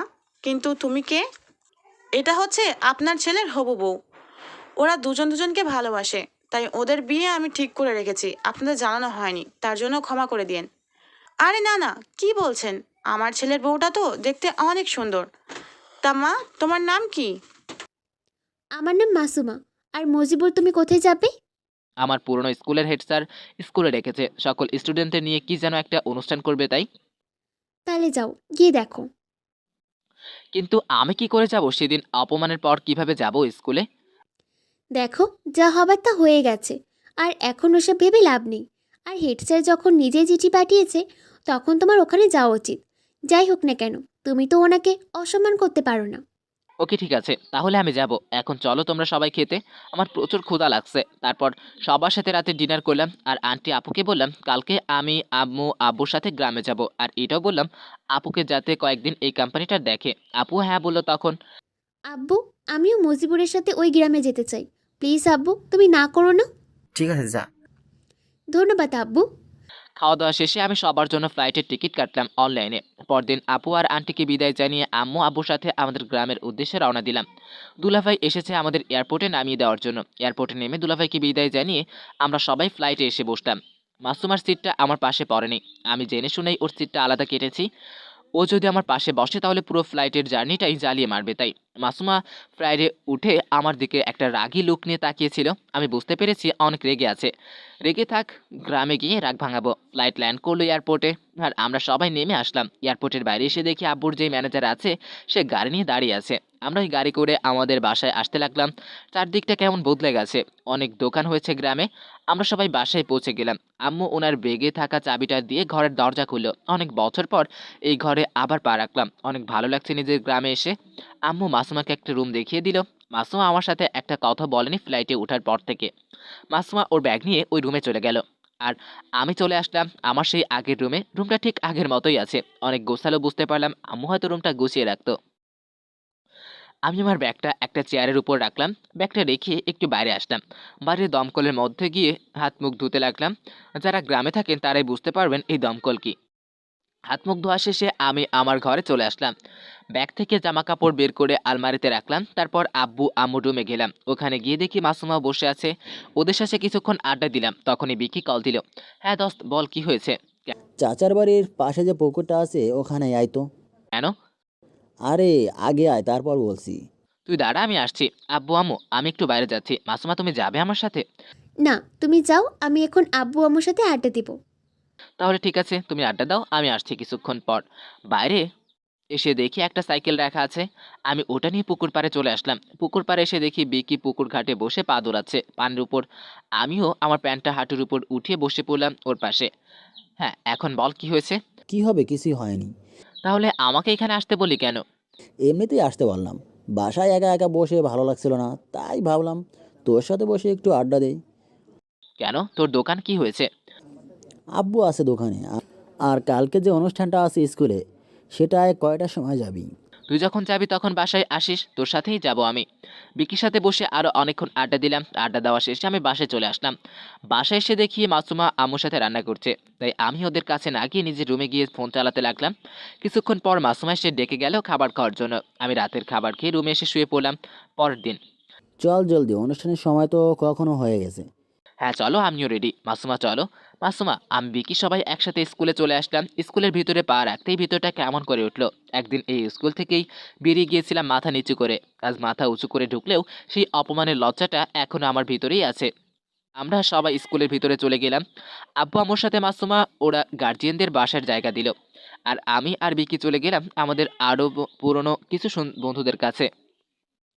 পুরনো সব স্টুডেন্টরা যারা আমাকে চিনতে পেরেছে তারা আমাকে দেখে হাসাহাসি করছে, আর যারা চিনতে পারেনি তারা চলে যাচ্ছে। যারা চিনতে পেরেছে সবাই আমাকে নিয়ে আজে বাজে কথা বলতেছে। আর সবাই বলছে একে এখানে কে আসতে বলেছে। আমি শুধু মাথা নিচু করেই আছি। আমি বুঝতে পারলাম আমাকে হয়তো এখানে শুধু অপমান করার জন্য ইনভাইট করা হয়েছে, নত কেনই বা আমাকে এখানে ইনভাইট করবে। এটাও হয়তো হতে পারে স্যার সবাইকে আমাকে দেখিয়ে দিয়ে বলবে এর মতো চরিত্রহীন যেখানেই দেখে তার থেকে যেন দূরে থাকে। এসব কথা ভাবছি আর চোখ দিয়ে অঝরে পানি পড়ছে। তখনই বিকি আমার কাঁধে হাত রাখলো। কি হয়েছে রে দোস্ত, তুই কান্না করছিস কেন? আরে কান্না করছিল, এমন এই চোখ দিয়ে পানি বেরিয়ে যাচ্ছে। আচ্ছা চল স্কুলটা একটু ঘুরে দেখে আসি। হ্যাঁ চল। আমি চোখের পানি মুছে স্কুলটা ঘুরে দেখতে লাগলাম। ঘুরতে ঘুরতে সেই ক্লাসের সামনে চলে আসলাম যেখান থেকে আমার ভাগ্যটাই উল্টে গিয়েছিল। আরও কিছু জায়গা ঘুরে অনুষ্ঠানে চলে আসলাম, কারণ এখনই অনুষ্ঠান শুরু হবে। সময় মতো অনুষ্ঠান শুরু হলো। আসসালামু আলাইকুম। আজকে তোমরা সকল পুরনো স্টুডেন্ট আর তাদের গার্জিয়ানকে এখানে ডাকার একটাই কারণ, এই যে যে স্কুলটা দেখছো, এই স্কুলটা আমি অনেক যত্ন সহকারে আগলে রেখেছি। সবসময় সকল ছাত্রছাত্রীদের সাথে ভালো ব্যবহার করেছি, কখনো কাউকে কষ্ট দিয়ে কথা বলিনি। কিন্তু এই স্কুলে আমি একটা অনেক বড় অন্যায় করে ফেলেছি। আমি একটা স্টুডেন্টকে বিনা অন্যায় একটা মিথ্যা অপবাদে স্কুল থেকে বের করে দিয়েছি। বিনা অপরাধে আমি তার লাইফটা আমি বরবাদ করে দিয়েছি। আসলে সেদিন আমি সত্যটা জানতাম না। আমার জায়গায় যে কেউ থাকলে সেটাই করতো। আমি তখন বুঝতে পারিনি যে সত্যটার পিছনে যে অনেক বড় একটা মিথ্যা লুকিয়েছিল। আজকে সেই মিথ্যাটারই সত্যিটা আপনাদের সবাইকে জানাতে চাচ্ছি আমি। স্যার কথাগুলো বলে ওনার একজন পিয়নকে টিভিটা অন করতে বলল। অনুষ্ঠানে একটা টিভি কানেকশন করা আছে, সেটা অন করতে বলল। পিয়ন স্যারের কথাই টিভিটা অন করলো। টিভি অন করতেই একটা মেয়েকে দেখা যাচ্ছে টিভিতে। কে এই মেয়ে চিনতে পারলাম না। মেয়েটার পুরো চেহারায় কি যেন একটা হয়ে রয়েছে, দেখে পুরো গিনগিন করছে শরীর। তখনই মেয়েটা বলতে লাগলো, আসসালামু আলাইকুম, আমি জুঁই। আমাকে এভাবে দেখে হয়তো কেউ চিনতে পারছে না, তাই তো? কিন্তু আমার নামটা কে হয়তো চেনেন। আপনারা সবাই জানেন আমার সাথে স্কুলে একটা ঘটনা ঘটেছিল, কিন্তু আপনারা যেটা জানেন সেটা সম্পূর্ণ ভুল জানেন। ওই দিন সত্যটা কিছু অন্যটাই ছিল। মজিবুর ও ছিল এই স্কুলের ফার্স্ট বয়। ওর জন্য নাকি কোনো ছেলে মেয়ের প্রথম আসতে পারতো না। কিন্তু আমি অনেক জেদি মেয়ে ছিলাম। আমি সবসময় এটা ভাবতাম, কেন কারোর সাথে প্রতিযোগিতায় করব? সামনের মানুষটাকে যদি সরিয়ে দিই তাহলে তো আর প্রতিযোগিতা করতে হবে না। কিন্তু আমার এই ভাবনাটা যে কারো জীবনটা বরবাদ করে দেবে সেটা কখনো ভাবিনি। ওই দিন মজিবুর যখন স্কুলে আসে, তারপর জুই ওই দিনের সকল ঘটনা খুলে বলল। আপনারা তো জানেনই, তাই আর বললাম না। আমি আমার ভুলের শাস্তি পেয়েছি। আমার সেই ভুলের জন্য আল্লাহ আমাকে এই মরণকেতু রোগ দিয়েছি, যার জন্য কেউ এখন আমার পাশেও আসে না। আমি জানি না আমি আর কতদিন বাঁচব। মরে যাওয়ার আগে মজিবুরের কাছে ক্ষমা চাইতে চেয়েছিলাম। অনেকের কাছেই খোঁজ নিয়েছি মজিবুরের, কিন্তু ওকে কোথাও খুঁজে পাইনি। তাই আমি আজকে এই ভিডিও রেকর্ডিংটা করছি। জানি না এই ভিডিওটা মজিবুর তোমার কাছে যাবে কি না। যদি ভিডিওটা দেখো তাহলে প্লিজ আমাকে ক্ষমা করে দিও। তোমার পা ধরে ক্ষমা চাওয়ার শক্তিটাও এখন আল্লাহ আমার কাছ থেকে কেড়ে নিয়েছে। প্লিজ আমাকে ক্ষমা করে দিও। তুমি যদি ক্ষমা না করো তাহলে মরার পরেও আল্লাহ আমাকে ক্ষমা করবে না। এইটুকু বলতে ভিডিওটা শেষ হয়ে গেল, আর আমি না চাইতেও চোখ দিয়ে পানি পড়ছে। আজকে মনে হচ্ছে বুকের উপর থেকে অনেক বড় একটা পাথর নেমে গেল। আজকে নিজেকে অনেক গর্বিত মনে হচ্ছে। জুয়েল অবস্থাটাও দেখে অনেক খারাপ লাগছে। অনুষ্ঠানে বসে থাকা সকল মানুষ আমার দিকে তাকিয়ে আছে। আমি আব্বু আম্মুর দিকে তাকিয়ে দেখলাম ওদের চোখ দিয়ে পানি পড়ছে, কিন্তু মুখ থেকে একটা খুশির হাসি ফুটে উঠেছে। তখন হেড স্যার আমাকে স্টেজের উপর ডাকলো। আমি স্টেজের উপর গিয়ে, আসসালামু আলাইকুম স্যার। ওয়ালাইকুম আসসালাম। কেমন আছেন স্যার? হ্যাঁ, আমি ভালো আছি। আর আমাকে ক্ষমা করে দিও মুজিবুর। তোমার উপর যে অন্যায়টা করেছি তার জন্য আমাকে ক্ষমা করে দাও প্লিজ। সি সি স্যার, আপনি সব কি বলছেন? আপনি হচ্ছেন আমার শিক্ষাগুরু। ওই দিন আপনার জায়গায় কেউ থাকলে এই কাজটাই করতো যেটা আপনি করেছিলেন। তার জন্য প্লিজ আমার কাছে ক্ষমা চেয়ে আমাকে অপরাধী বানাবেন না। ঠিক আছে, এখন তুমি সবার উদ্দেশ্যে কিছু বলো। অবশ্যই স্যার। তারপর আমি মাইকের স্পিকারটা হাতে নিলাম আর বলতে লাগলাম, আসসালামু আলাইকুম, আমি মজিবুর। এখানে উপস্থিত অনেকে হয়তো আমাকে চিনেন, আবার অনেকেই হয়তো আমাকে চিনেন না। আমি সেই ছেলে যাকে নাকি একদিন এই স্কুল থেকে একটা মিথ্যে অপবাদের দায় বের করে দেওয়া হয়েছিল। সেদিন সবাইকে আমি সত্যি কথাটা বলতে চেয়েছিলাম, কিন্তু কেউ আমাকে কিছু বলার সুযোগই দেয়নি। আর সেদিন শুধু আমাকে অপমান করা হয়নি, আমার পুরো ফ্যামিলিকে অপমান করা হয়েছিল। সেদিন আমাকে সবাই অনেক কথা শুনিয়েছে, অনেক অপমান করেছে, কিন্তু আমি তাদেরকে কিছু উত্তর দিতে পারিনি। কি করে দিব উত্তর? আমার উপর যে একটা মিথ্যা অপবাদের দাগ লেগেছিল। আর সবার কথা কি বলবো, ওই দিন আবার নিজের মা বাবাও আমাকে বিশ্বাস করেনি। যে বাবা আমাকে অনেক অন্যায় করলেও আমাকে মারতো না, ওই বাবা সেদিন আমাকে মারতে মারতে বাড়ি থেকে বের করে দেয়। কিন্তু আমি হার মানিনি। আমার আল্লাহর উপর ভরসা ছিল, উনি একদিন না একদিন সেই মিথ্যাটা সবার সামনে আনবেই। আর আজকে সেটাই হলো। ওই দিন আমি মাথা নিচু করে স্কুল থেকে বেরিয়ে গিয়েছিলাম, আর আজকেও সেই মাথা নিচু করেই স্কুলে ঢুকেছি। স্কুলে ঢোকার সময় অনেকেই নানান রকমের কথা শুনেছি, কিন্তু আমি ওদের কথার কোনো জবাব দিতে পারিনি, কারণ আমি যে ওদের চোখে দোষী। কিন্তু আমি এখন সবার সাথে চিল্লিয়ে বলছি, আমি দোষী না, আমি ওই দিন আমি কোনো অন্যায় করিনি। আজকে আমার মনের ভিতর থেকে একটা কষ্ট চলে গেল, যে কষ্টটা আমাকে প্রতিনিয়ত কুরে কুরে খাচ্ছিল। আজকে থেকে হয়তো আমার বাবা মা আমাকে নিয়ে বোধ করবে। আমি জানি না আমি এখান থেকে চলে যাওয়ার পর এখানে কি হয়েছে। অনেক লোক হয়তো আমার বাবা মাকে নানান রকমের কথা শুনিয়েছে, কিন্তু আজকে থেকে হয়তো আর কথা শোনাতে পারবে না। আর আমার কথা বলি অনেকটাই আমাকে অনেক রকমের কথা শুনিয়েছে, শুধু আমি একটা অপরাধ করেছিলাম বলে। তাই আজকে তাদের উদ্দেশ্যে একটা কথা বলি, কেউ যদি কোনো অপরাধ করে তাকে অপমান না করে তাকে একটু বুঝিয়ে বলার চেষ্টা করুন। কারণ আপনি হয়তো আজকে অপমান করলেও তাকে আপনি অপমান করে ভুলে যেতে পারলেও ও কিন্তু যেই অপমানটা ভুলতে পারে না, প্রতিনিয়ত সেই অপমানটাই তাকে কষ্ট দিয়ে থাকে। আমার সাথে যেটা হয়েছে আমি হয়তো এখন ভুলে গেছি, কারণ আমি যেখানে ছিলাম সেখানে আমাকে কেউ আর অপমান করতে পারেনি, সেই জন্যই হয়তো আমি ভুলে যেতে পেরেছি। কিন্তু আপনারা যাদের অপমান করবেন তারা হয়তো আমার মতো হবে না। এই মিথ্যে অপবাদটা আমার জীবনে একটা কাল হয়েছিল, আর আজকে এই অপবাদটা আমার মাথা থেকে নামলো। আজকে অনেক শান্তি লাগছে, আর আমি জুইকে আমার মন থেকেই ক্ষমা করে দিয়েছি। ওর সাথে যেটা হয়েছে কারোর সাথে যেন এমন না হয়, এটাই দোয়া করি আল্লাহর কাছে। অনেক কষ্ট জমেছিল বুকে, আজকে কিছুটা হলেও কম হয়েছে। আর কিছু বলতে চাই না, আপনারা সবাই আমাকে ক্ষমা করে দিন। এটা বলেই আমি স্টেজ থেকে নেমে চলে আসলাম। সকল লোকেরই সাইলেন্ট হয়ে আমার কথাগুলো শুনছিল। অনেক হয়তো কান্না করেছে, কিন্তু দুজন মানুষকে সব থেকে বেশি কান্না করতে দেখলাম। সেগুলো আর কেউ না, জুইয়ের বাবা মা। ওরা যে ব্যবহারটা করেছিল আমার সাথে, সেটার জন্য হয়তো এখন সবাই লজ্জিত। এভাবে আরও অনেকক্ষণ পর অনুষ্ঠান শেষ হলো। অনুষ্ঠান শেষে সবাই এসে আমার কাছে ক্ষমা চাইতে লাগলো, আর আমিও সবাইকে ক্ষমা করে দিলাম। তারপর আব্বু আম্মু মাসুমা বিকি সবাই একসাথে চলে আসলাম স্কুল থেকে। আজকে অনেক ভালো লাগছে। তারপর সবাই বাসায় চলে আসলাম। বাসায় আসতেই আম্মু বলল আমার বিয়ে দেবে এই গ্রামেই, তাই মাসুমাকে বলল ওর বাবাকে এখানে কল দিয়ে আসতে। আসলে মাসুমার মা নেই, আর আমাকেও বললো আন্টি আপু দুলাভাইকে এখানে আসার জন্য বলতে। আমিও আমার কথা মতো আপু আন্টি ওদের সবাইকে এখানে আসতে বললাম। ওরা এয়ারপোর্টে আসলে আমি ওখান থেকে গিয়ে নিয়ে আসলাম। ওরা সবাই মিলে 2 দিন পর আমার বিয়ে ঠিক হলো। শুধু আমার না, সাথে আরেকটা বিয়েও ঠিক হলো, সেটা হলো বিকি আর চাম্পার। বিকির আব্বু আম্মু চম্পাকে অনেক পছন্দ করে, তাই আম্মুর কাছে বলে আম্মু আর মানা করেনি। কিন্তু বুকি প্রথমে মানা করেছিল, কিন্তু আমি বুঝিয়ে বলার পর রাজি হয়ে যাই। যাই হোক, 2 দিন পর যখন বিয়ে, তাই আজকে সবাইকে নিয়ে আমি গ্রাম ঘুরতে বের হলাম। সবাইকে আমার গ্রামটা ঘুরে ঘুরে দেখালাম। তারপর সবাইকে নিয়ে আবার বাসায় চলে আসলাম। আজকে আমাদের বিয়ে, বাসাটা অনেক সুন্দর করে সাজানো হয়েছে। দেখতে দেখতে আমাদের বিয়েটাও হয়ে গেল। এখন বাসর ঘরে ঢোকার জন্য প্রস্তুতি নিচ্ছি। আর কিছু না ভেবে বাসর ঘরে ঢুকেই পড়লাম। বোকা দেখি মাথায় ঘোমটা দিয়ে সুন্দর করে বসে আছে। আমাকে ঘরে ঢুকতে দেখে আমাকে এসে সালাম করলাম। আরে না না, এইটা তো মুখ ফসকে বেরিয়ে গেছে। চলো না এখন আমরা বাসর করি। না, কোনো বাসর টাসর হবে না। কেন? এখানে আসার পর বলতে পারবে একদিনও আমার সাথে ভালো করে কথা বলেছো? তার জন্য সরি। না, সরি বললে হবে না। তাহলে তুমি এখন কান ধরে 100 বার উদ্বোস করবে। কি? অন্য কোন শাস্তি দেওয়া যায় না প্লিজ বাবু? না, আমি যেটা বলছি আগে সেটা করো। মাসুমা আরো কিছু বলতে যাবে, তখনই ও ঠোঁটের সাথে আমার ঠোঁট মিশিয়ে দিলাম। ও প্রথমে ছোটাছুটি করছিল, কিন্তু কিছুক্ষণ পর ও নিজেও রেসপন্স করতে লাগলো। আস্তে আস্তে হারিয়ে গেলাম পবিত্র এক ভালোবাসার গভীরে। পরদিন সকালে মুখে পানি ছিটায় ঘুম ভাঙলো। আমি চোখ খুলে দেখি মাসুমা তার চুলের পানি আমার মুখে দিচ্ছে। কি হচ্ছে? কি আর হবে, আমি আমার বরটার ঘুম ভাঙাচ্ছি। মুখে পানি না দিয়ে একটু চুমু দিলেও তো ঘুম ভাঙে যেত, তাই না? ঠেকা বসছে আমার চুমু দিতে। এটা বলে ও যখন চলে যেতে নেবে, ওর হাত ধরে এক টান দিয়ে আমার বুকের উপর নিয়ে আসলাম। কি যেন বলতেছিলে? ছাড়ো তো, চলে আসবে। কেউ আসবে না, সকালবেলা আমার রুমে কেউ আসে না। চলো না আরেকবার করি। কি? রাতে যা হলো। না, একদম না। এখন গিয়ে সবার জন্য নাস্তা রান্না করতে হবে।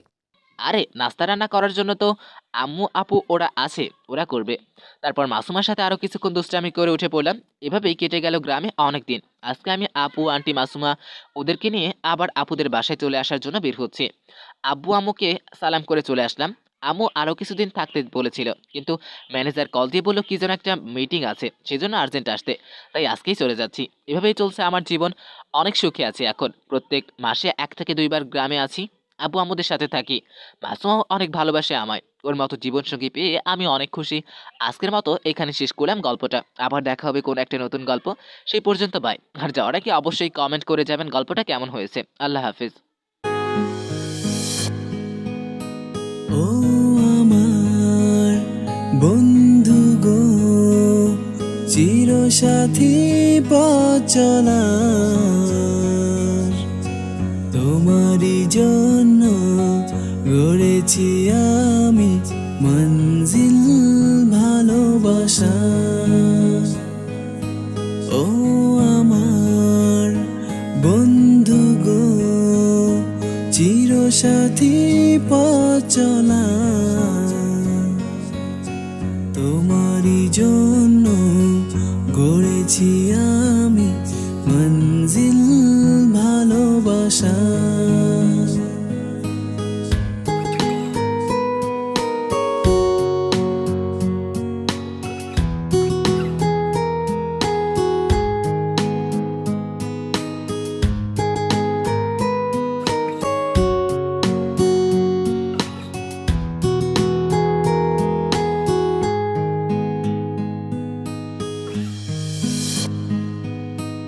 একই সাথে রয়েছি দুজন, একই ডোরে বাঁধা দুটি প্রাণ, ছিড়বে না কভু এ বাঁধন, আসলে আসুক তুফান।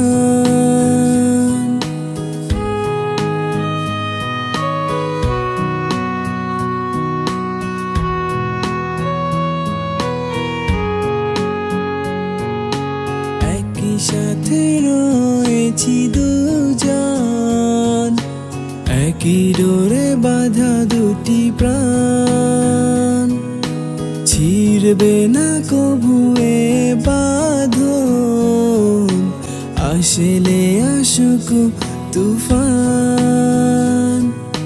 তুমি আমারি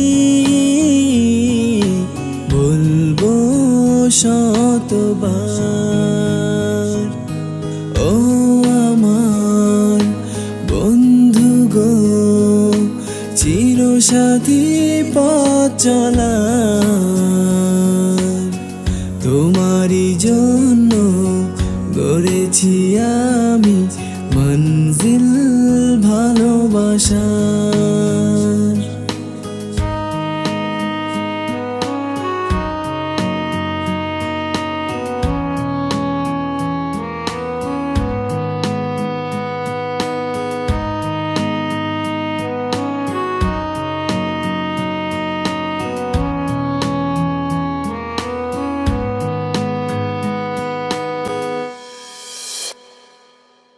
হাত দুটি ধরেছি তোমার, মানব না কোনো বাধায়ার, শুনবো না কারো কথা যে আর, মন্দ বলুক সমাজ।